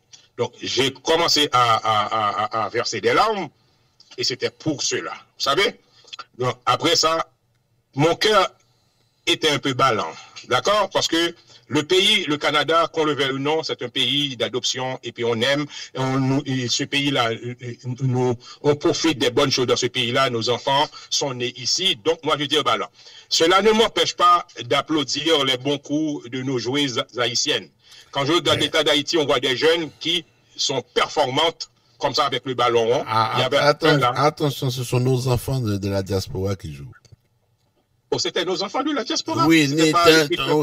Même pour les hommes maintenant. Maintenant, là, c'est vraiment les enfants de la diaspora qui représentent d'Haïti. Les enfants là habitent ici ou quoi? Non, c'est comme... On les sélectionne. On les sélectionne. Mettons, c'est ici, si tu as le choix de jouer pour le Canada ou Haïti, si tu sais qu'avec Canada, tu n'as aucune chance, mais tu peux représenter Haïti. Si tu joues une fois pour le Canada, tu ne peux plus jouer. Tu ne peux plus jouer. Et mais à 90%, là, ce sont les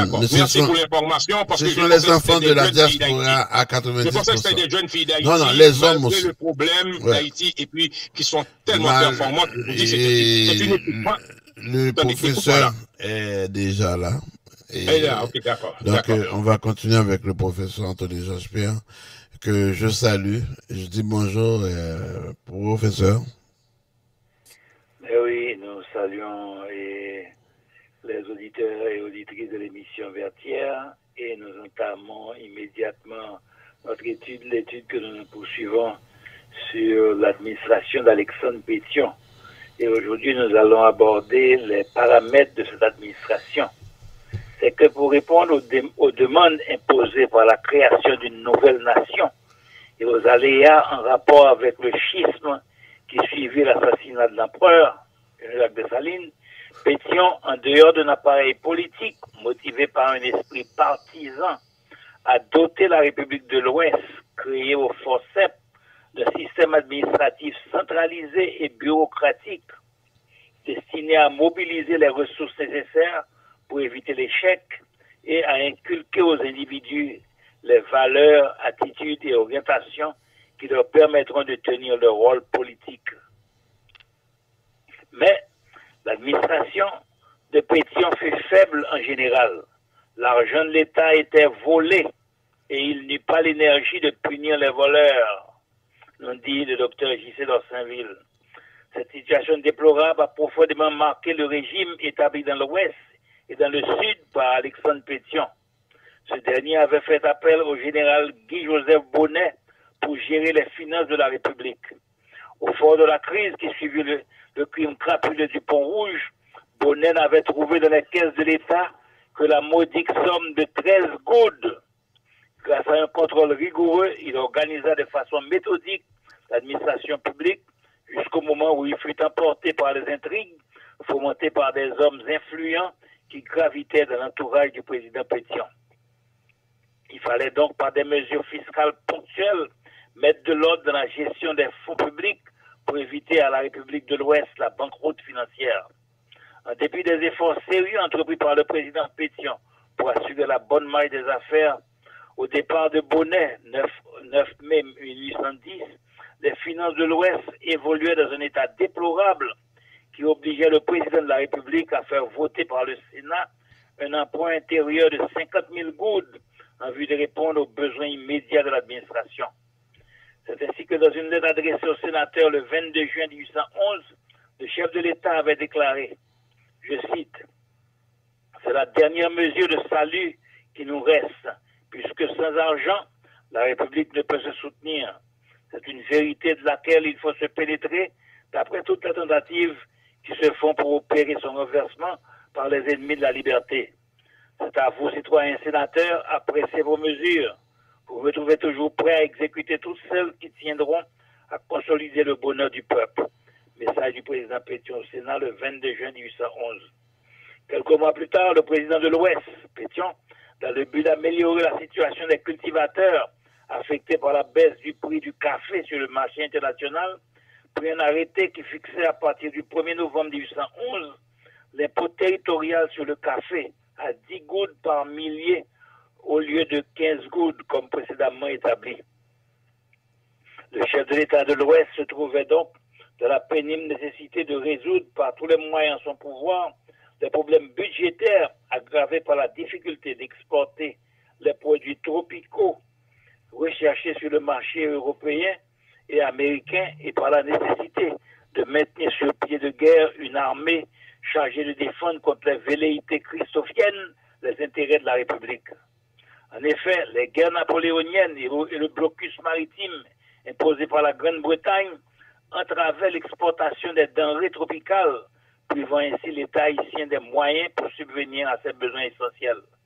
Pour se donner une soupape de sécurité, le président Pétion avait dû recourir à la vente des biens domaniaux et à l'impôt sur les concessions. D'ailleurs, la loi du 22 mars 1812 ne mettait-elle pas l'accent sur la nécessité d'enrayer le déficit budgétaire chronique qui entravait le fonctionnement régulier des institutions de l'État? Cette loi reconnaissait, et je cite, que dans un pays agricole, le commerce est une des branches qui fournit à l'État le plus de ressources. Fin de citation. Par conséquent, il s'avérait urgent d'encourager le commerce afin de trouver les fonds nécessaires pour subvenir aux dépenses de l'État, vu la situation où se trouvent les caisses publiques par défaut de la vente des productions. Donc, la vente des biens domaniaux rentrait dans la logique d'une politique agricole susceptible de résoudre les problèmes en suspens. D'autres problèmes aussi cuisants sollicitaient aussi l'attention du gouvernement de la République de l'Ouest.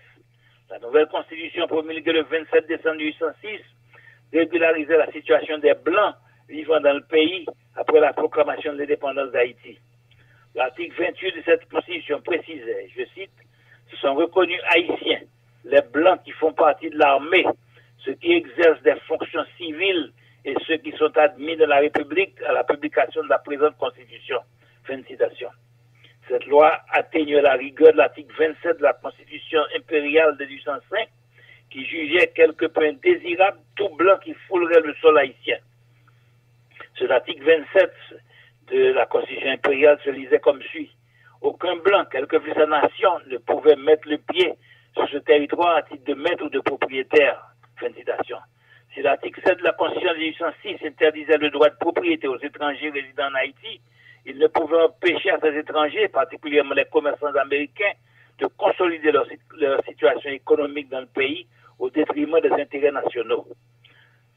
Dans une autre perspective, il convient aussi de souligner que l'affermage des biens domaniaux à des hauts fonctionnaires et à des privilégiés du régime qui se procuraient d'une manière rapide une amélioration de leur position, pour reprendre l'expression de l'historien Thomas Madiou, faisait partie des dispositions prises par le gouvernement de la République de l'Ouest, conformément à la loi votée par le Sénat le 11 janvier 1808, en vertu de laquelle était établi un cadastre des maisons séquestrées destinées à être affermées.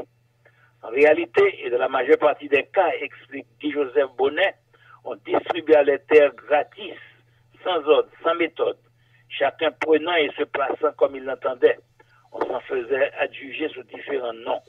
Fin de citation. Dans d'autres circonstances, s'imposaient des mesures de sécurité politique.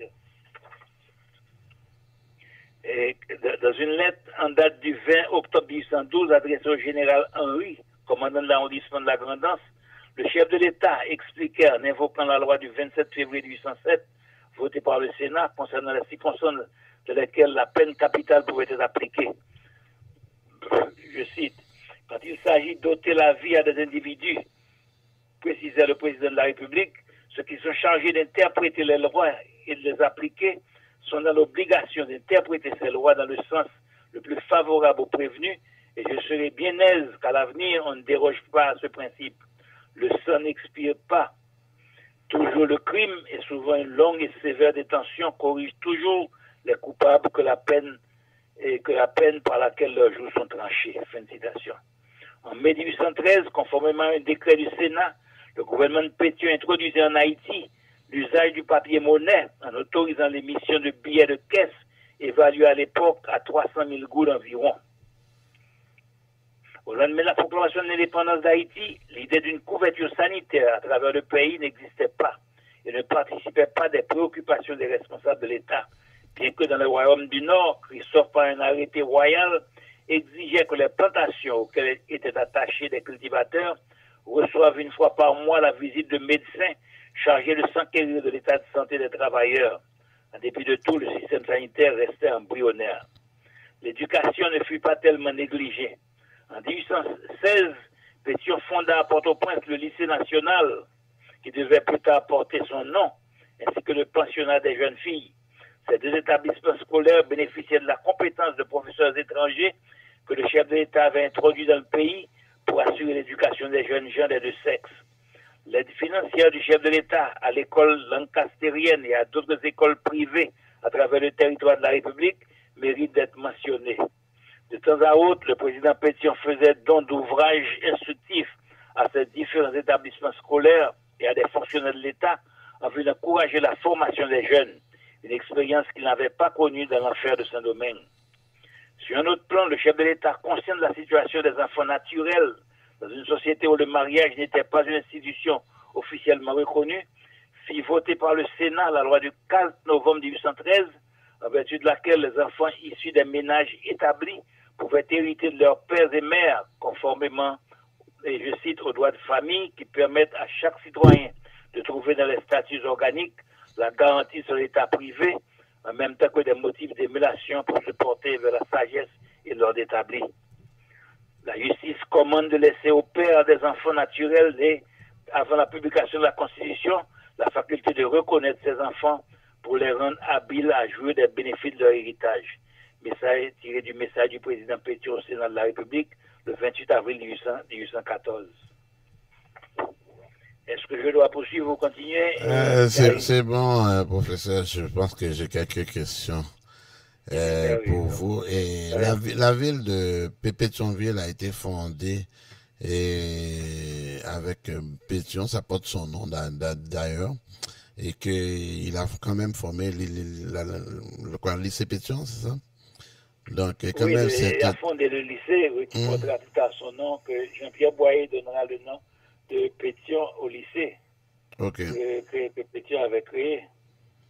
Ok, donc. Le lycée national, c'est le lycée Alexandre Pétion. Ok, le lycée Pétion. Ok. C'est Jean-Pierre Boyer qui avait décidé de donner ce nom-là. Oui, c'est Jean-Pierre Boyer. Ouais. Au moins, il a été reconnaissant pour avoir pris son ex. Au moins, il a été reconnaissant. Pour avoir pris son ex. Mais Pétionville, c'est lui-même qui avait fondé, c'est lui-même qui avait donné le nom. Il a aménagé ça, et puis Boyer continuera le travail, et puis ultérieurement, d'autres gouvernements. Ouais. Oh, ok. Mais le nom de Pétionville, est-ce que c'est Pétion qui avait donné le nom même ou bien c'est Boyer? Oui, en principe, oui, c'est lui qui avait aménagé ce coin-là, ouais. Oh, ok. Bon, c'est bon. Au moins, il a été reconnaissant, Boyer. Oui, donc, oui. La prochaine fois, on poursuivra avec l'administration de Pétion pour voir ce qu'il avait fait ou réalisé. Et surtout, sa politique agraire. Ok. Donc, il a fait de bonnes choses aussi, ouais. Et une petite question, dernière petite question sur Pétion. Lui, il a été, je sais, le premier président d'Haïti. En quelle année, puis il est mort en quelle année? Il est mort en 1816. Ok, 16 et non, puis... Non, excusez-moi, en 1818. 18, ok. Et puis, il a été... Son successeur, ça a été le général Jean-Pierre Boyer. Ok. Donc, lui, il a hérité et du pouvoir et de la femme. Et de la femme. Il est entré au pouvoir en quelle année? Vous aimez bien Joute Lachenay. Là, je Joute Lachenay. La femme qui a duré au moins 34 ans au pouvoir. Oui. Merci, professeur, et puis à la semaine prochaine. Portez-vous bien, mais oui. D'accord. Bonne journée, bonne besoin. Merci beaucoup. C'était le professeur Anthony Georges-Pierre, auteur et historien de 22 livres, dont son dernier bébé, Les sillons de l'histoire d'Haïti. Messieurs, je pense que je vois que Vladimir est de retour. Et bonjour Vladimir, est-ce que tu es là encore? Oui, Gary. Bon, je sais que t'as pas eu la chance d'aller voir t'as pas été au stade Saputo? Non, malheureusement, j'ai pas pu voir le match, mais j'ai pu le constater j'ai pas pu être présent en direct physiquement, mais j'ai pu le voir quand même parce que Radio Vertière était présent. Bon, ça c'est bien de dire ça. Mais Vladimir et Willy étaient là. Et c'était incroyable. 18 321 spectateurs, Vladimir. Écoute, c'était... Moi, quand je venais quand même un petit peu en retard, autour de 6h45, je voyais la ligne, les voitures, les gens qui marchaient. Je voyais, excuse-moi, que les Haïtiens. Je m'étais dit, les Haïtiens sont des retardataires. Probablement les Canadiens. Ou bien les Blancs. Ils sont en retard comme Jean-Gary. Oui, comme moi. Ouais. J'ai dit, probablement les autres sont déjà au stade. Mais à ma grande stupéfaction, c'était ce qu'on voyait dehors. C'était ça qui était déjà à l'intérieur. Honnêtement, Vladimir, sur 18 321, je regarde là, minimum 17 000 Haïtiens. 18 000. Moi, je vous dis là, point. Ouais, là, non, regarde, tu sais, comme Vladimir a dit, moi-même, j'arrivais à peine à trouver une Canadienne. Elle-même, elle m'a dit, sur 18 321, il y avait 18 000 Haïtiens, 321 Canadiens. Même dans l'équipe canadienne, il y avait des Noirs. Comme disait par ironie lorsqu'on était dans le stade, on dit, il fait noir ici. Non, mais c'était incroyable. Il fait noir ici. En tout cas, c'est juste pour montrer comment que Montréal, et quand je dis région de Montréal, comment nous sommes nombreux, et que les gens qui pensent que ces gens-là sont venus hier, on vous dit que parmi ces 18 000 là, il y a nos enfants, nos petits-enfants qui étaient là, et puis qui sont grands, qui s'impliquent dans la société. Lorsqu'on dit non, ces gens-là, ils ne s'intègrent pas. C'est comme si pour s'intégrer, il aurait fallu qu'on délaisse flap, qu'on délaisse notre griot, qu'on délaisse notre riz à pois pour un hot dog. Non, c'est pas vrai. Ça c'est la métamorphose que vous voulez parler. Parce que nous avons notre culture, nous avons notre personnalité, nous avons notre nourriture. Quand vous dites c'est fade, c'est la jalousie. Parce que nous ne mangeons pas des nourritures fades. Vous dites qu'il y a trop d'épices, ça goûte ça. C'est parce que c'est subjectif. Vous parlez en subjectif. Moi, je dis que non, je ne veux en aucun cas que les Haïtiens, mes enfants, mes petits-enfants soient métamorphosés. Je ne veux pas cela. Gardez votre personnalité. Point final. Et Vladimir, comment tu trouves ça au niveau économique là? Imagine-toi là, mettons 18 000 Haïtiens au stade Saputo. C'est ça, on parle de beaucoup d'argent là. C'est beaucoup d'argent. Ça veut dire en termes d'économique là, c'est beaucoup là. Comment tu trouves ça, Vladimir? Deux choses. Quand les Haïtiens comprendront qu'ils sont une force économique au Québec, là ils s'arrangeront pour faire des demandes aux deux paliers de gouvernement à la ville de Montréal. Peut-être que les instances bougeront. Et deuxièmement, quand les Haïtiens de la diaspora comprennent qu'ils sont une force économique, là aussi, ils pourraient, là je parlerai plutôt au conditionnel, ils pourraient faire bouger certaines choses en Haïti. Surtout, on parle de changement de constitution, où est-ce qu'on veut exclure la diaspora, mais ça, nous y reviendrons. Côté économique, moi je trouve que lorsqu'il est question de soccer, de sport, les Haïtiens répondent. Surtout que, côté football, quand Haïti va jouer, les Haïtiens répondent, sortent quand il y a une activité, un bal, ou est-ce qu'il y a un programme haïtien. minimalement, les Haïtiens sortent. Je pense que le football, le soccer réunit plein de gens. Croyants, non-croyants, sportifs, non-sportifs. L'essentiel des gens qui n'ont pas d'activité ou qui ne font pas d'activité, surtout la sélection haïtienne qui allait jouer, bien qu'elle ait perdu 2 fois à Toronto et à Montréal. C'était Winnipeg. Winnipeg. Mais on comprend que Montréal a toujours une cote quand il est question de soccer. Parce que je me rappelle quand je venais d'arriver au Québec, il y a peut-être 27-28 ans, je voyais pas d'équipe de soccer. J'étais comme, mon Dieu, quelle est cette ville-là? Et après, j'ai entendu parler de l'Impact.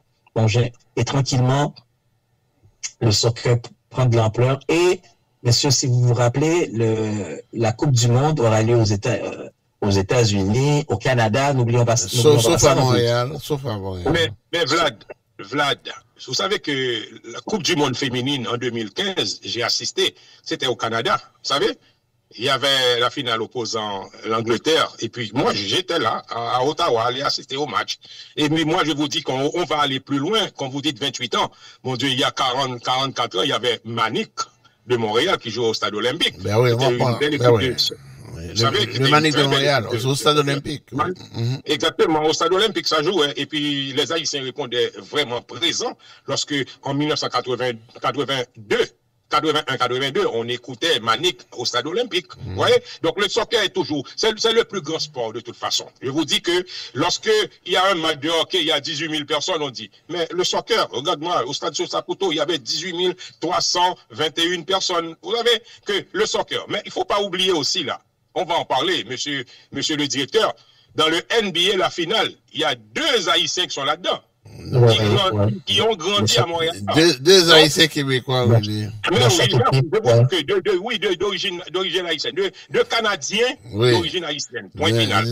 Québécois, Canadiens, haïtiens. On va dire les 3. Et Montréal Nord. Qu'on le veuille ou non, on va avoir un qui remporte la coupe dans le NBA. C'est ça qu'on vous dit que. Moi, je vous dis que, attention, je donne toujours l'image. Si vous achetez demain matin une voiture neuve et qu'un bandit arrive à crever les 4 roues, demain matin, vous n'allez pas travailler, vous allez arriver en retard au travail. Donc, moi, je vais dire, Willy Lebeau dit, le racisme systémique cause beaucoup de tort aux Haïtiens. Signe Willy Lebeau, les gens qui ne veulent pas reconnaître le racisme systémique, vous avez un foutu problème. Parce que ces gens-là, vous les jugez. Parce qu'ils sont compétents.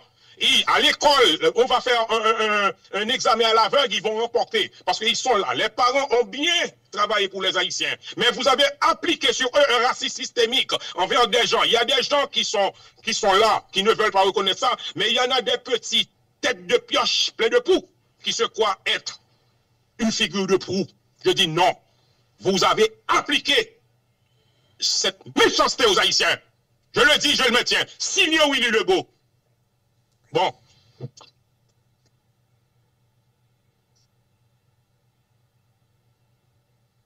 Vladimir. Ben, écoutez, messieurs, disons que lorsqu'il est question de sport, ben, de toute façon, le sport réunit les gens. Le sport fait ressortir l'amitié, mais surtout, voyons cela dans un autre aspect, un aspect économique. Comme Willy a dit, si sur 18 000 personnes, je vais peut-être juste exagérer. Supposons qu'il y avait seulement la moitié des Haïtiens.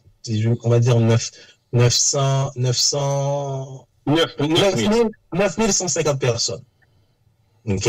9150 personnes. Je me rappelle pas le coût du billet. Mettons, je vais exagérer, mettons que le billet était $30, mais multipliant 9150. Ah, il y en a de 25, $30, $50. Il y en avait 50 aussi en moyenne. En moyenne, c'est $50 facile. On fait une moyenne. Mettons, bon, on va dire 40. On va dire 40. Lorsqu'on multiplie 40 par 9000, je prends seulement les Haïtiens. Je suppose peut-être que vous me dites si c'était peut-être plus. Mais non, t'as pas besoin de prendre 9000 là, Vladimir. Là, prends 17 000 minimum là. 17 000 parce que moi je vous dis même 17 000. Même 17 000 là, c'est avec réserve. Quand on était là, il y avait moi je vous dis 18 000 Haïtiens. Non ben, tu sais comme. On va pas exagérer, on va dire 17 000. Ouais. Avec ça, on se trompe pas. 17 000 à 40 $, ça fait 680 000. Donc, facile. Non, mais faut mettre à 50. Ajoute 10 $. Oui, non, fais 10 $, mais mets 50 $ de moyenne. Pourquoi je veux dire 50 $ de moyenne? Parce que une bière, un petit coke, un chips, et faut l'ajouter dans le prix, là. Les dépenses. Là, Ouais. tu vas comptabiliser les dépenses. Ça, c'est le monsieur le comptable qui vous parle, hein. Donc, tu peux faire ça à 50 $, Vladimir. 50 $. Ça fait à 50 $. Ça fait 850 000, donc 85% de millions. Ouais, c'est ça. Presque un million.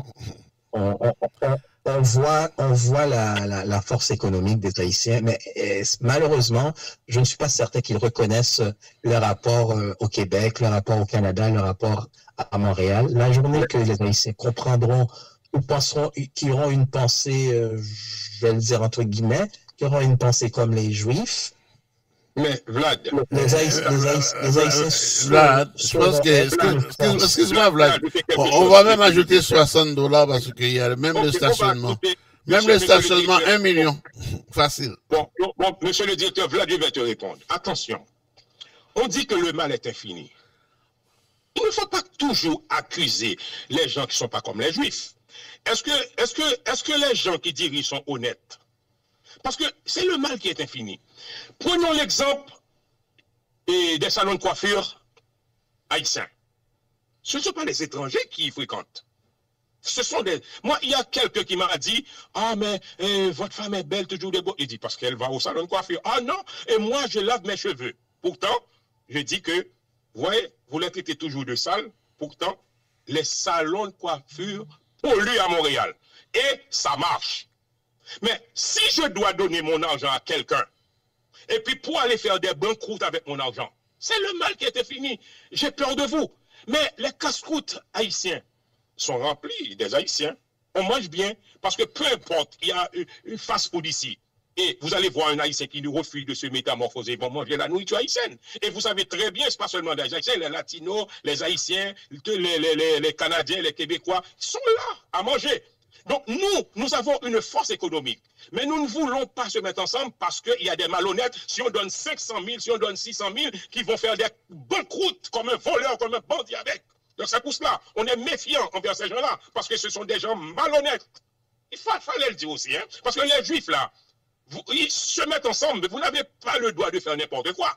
Mais les petits bandits, que ce soit dans votre pays ou bien dans la diaspora, ce sont des bandits naturels, des complexés. J'ai bien dit complexés, des fois ils pensent que j'ai dit prétentieux, non, complexés. Là, ils disent non, Montréal-Nord. Vous n'avez pas vu, regardez le NBA, notre député, des gens extraordinaires à Montréal-Nord. Mais des gens qui ont un comportement cocoratique vont dire Montréal-Nord. Vous connaissez même pas Montréal-Nord. Et puis vous parlez de Montréal-Nord. Donc je vous dis, ces petits complexés-là méritent d'aller se faire traiter parce que, messieurs les psychiatres, vous êtes occupés. Mais je vais vous envoyer beaucoup de patients parce qu'ils sont complexés, ils ont un problème d'ordre mental. Signor Willy Lebeau. Point. Bon. D'autres répliques, Vladimir?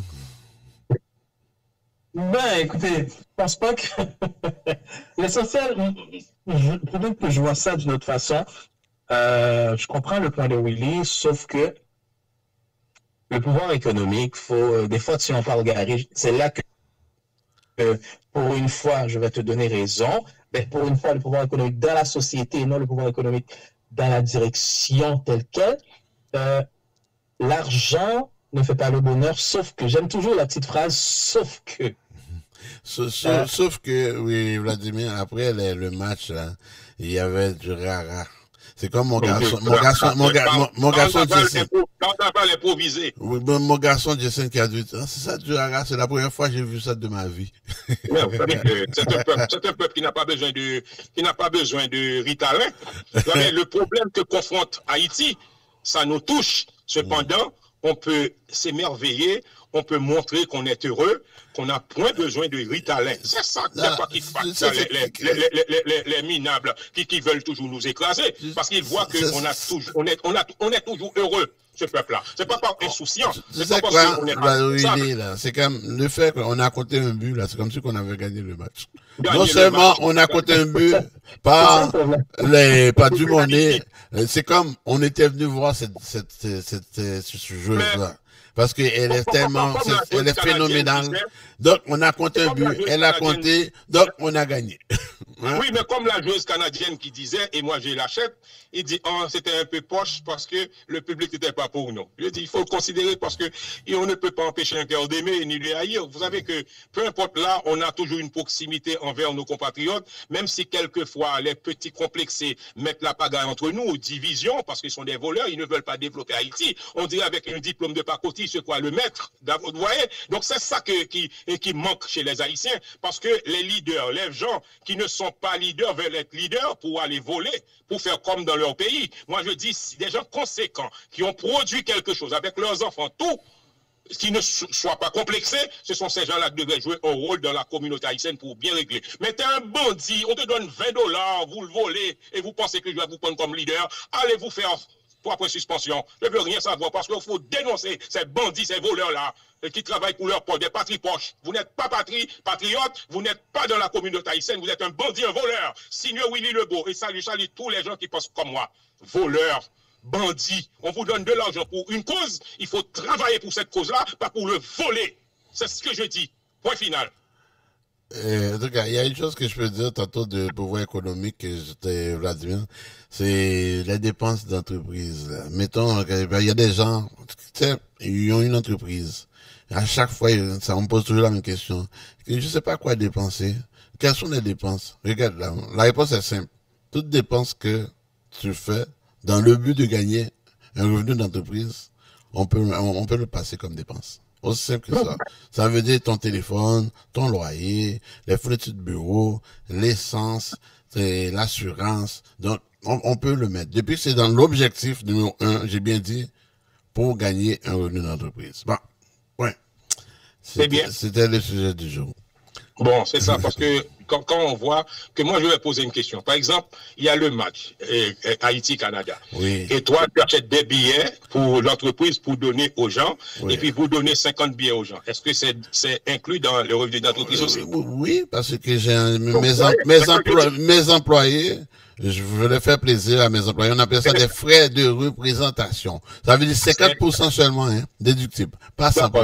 Pas 100%. Même c'est de l'argent. Pas 100%. C'est de l'argent que vous devez déclarer. Oui. Donc c'est pourquoi je dis que quand quelqu'un dit j'ai une entreprise et puis je ne dois pas payer les employés parce que les employés devraient me payer parce que je les fais vedette. Vous savez quelle absurdité. Vous savez que quand une absurdité sort de la bouche de quelqu'un, d'une grosse femelle, Willy Lebeau ne participe pas à une grosse femelle comme ça. Point. Ouais. Comment ça je dois vous payer parce que je les fais vedette.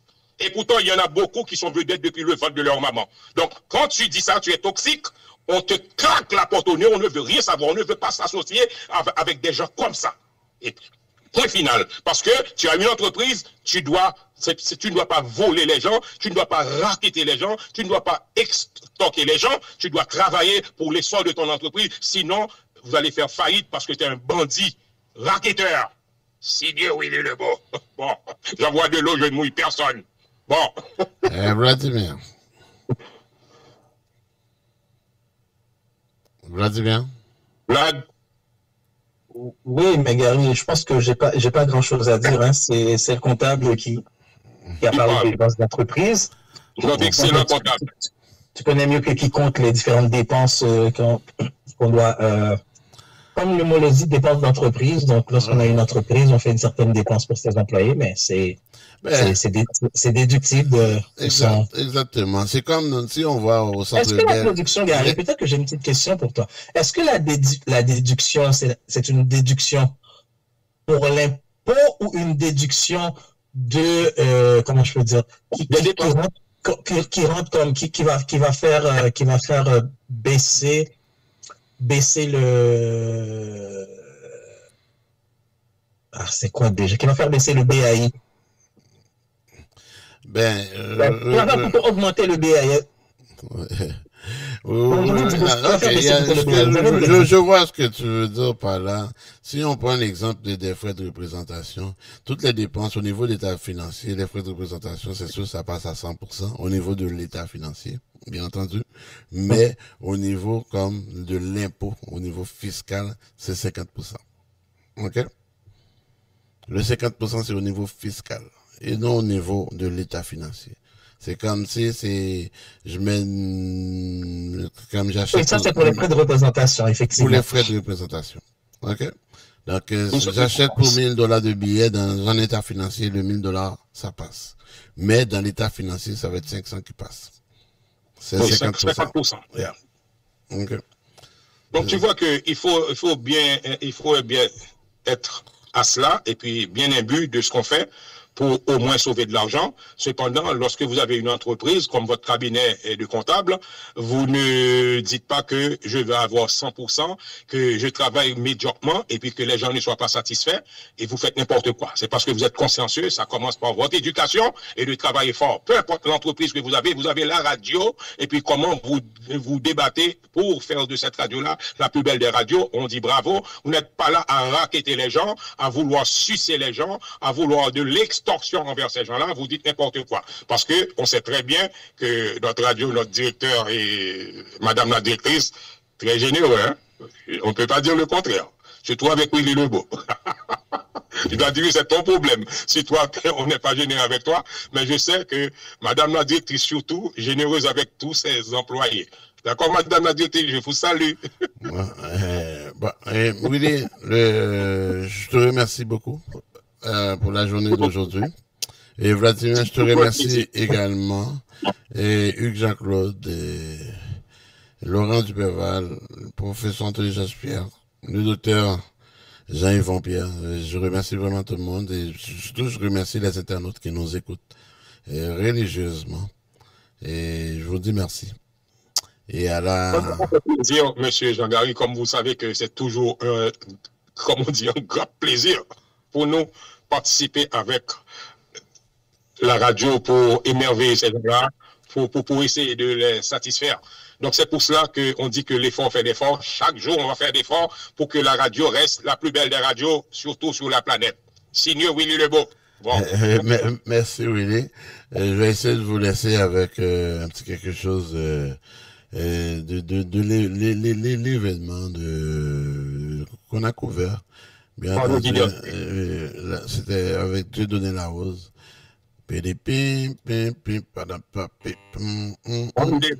Hein?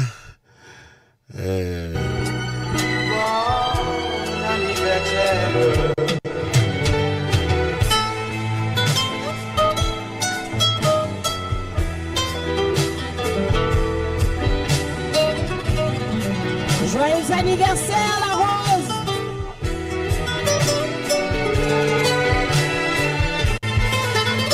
Bon anniversaire!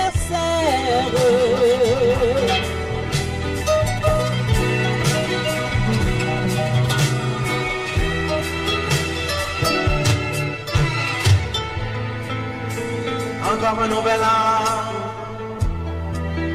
rien n'a changé de tout cela. La souffrance et l'espoir, mais seul bien d'ici-bas. Et tes années s'en vont avec leur longue peine, traînant derrière elles les sillons de leur chaîne. Alors, on concentre d'amour. J'ai de ta jeunesse, car elle est belle.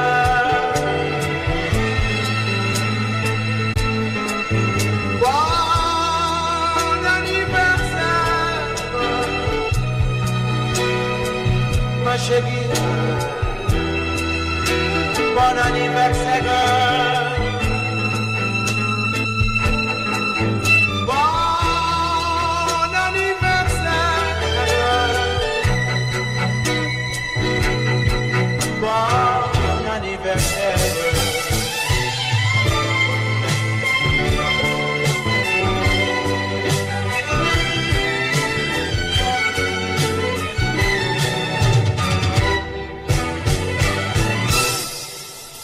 Amour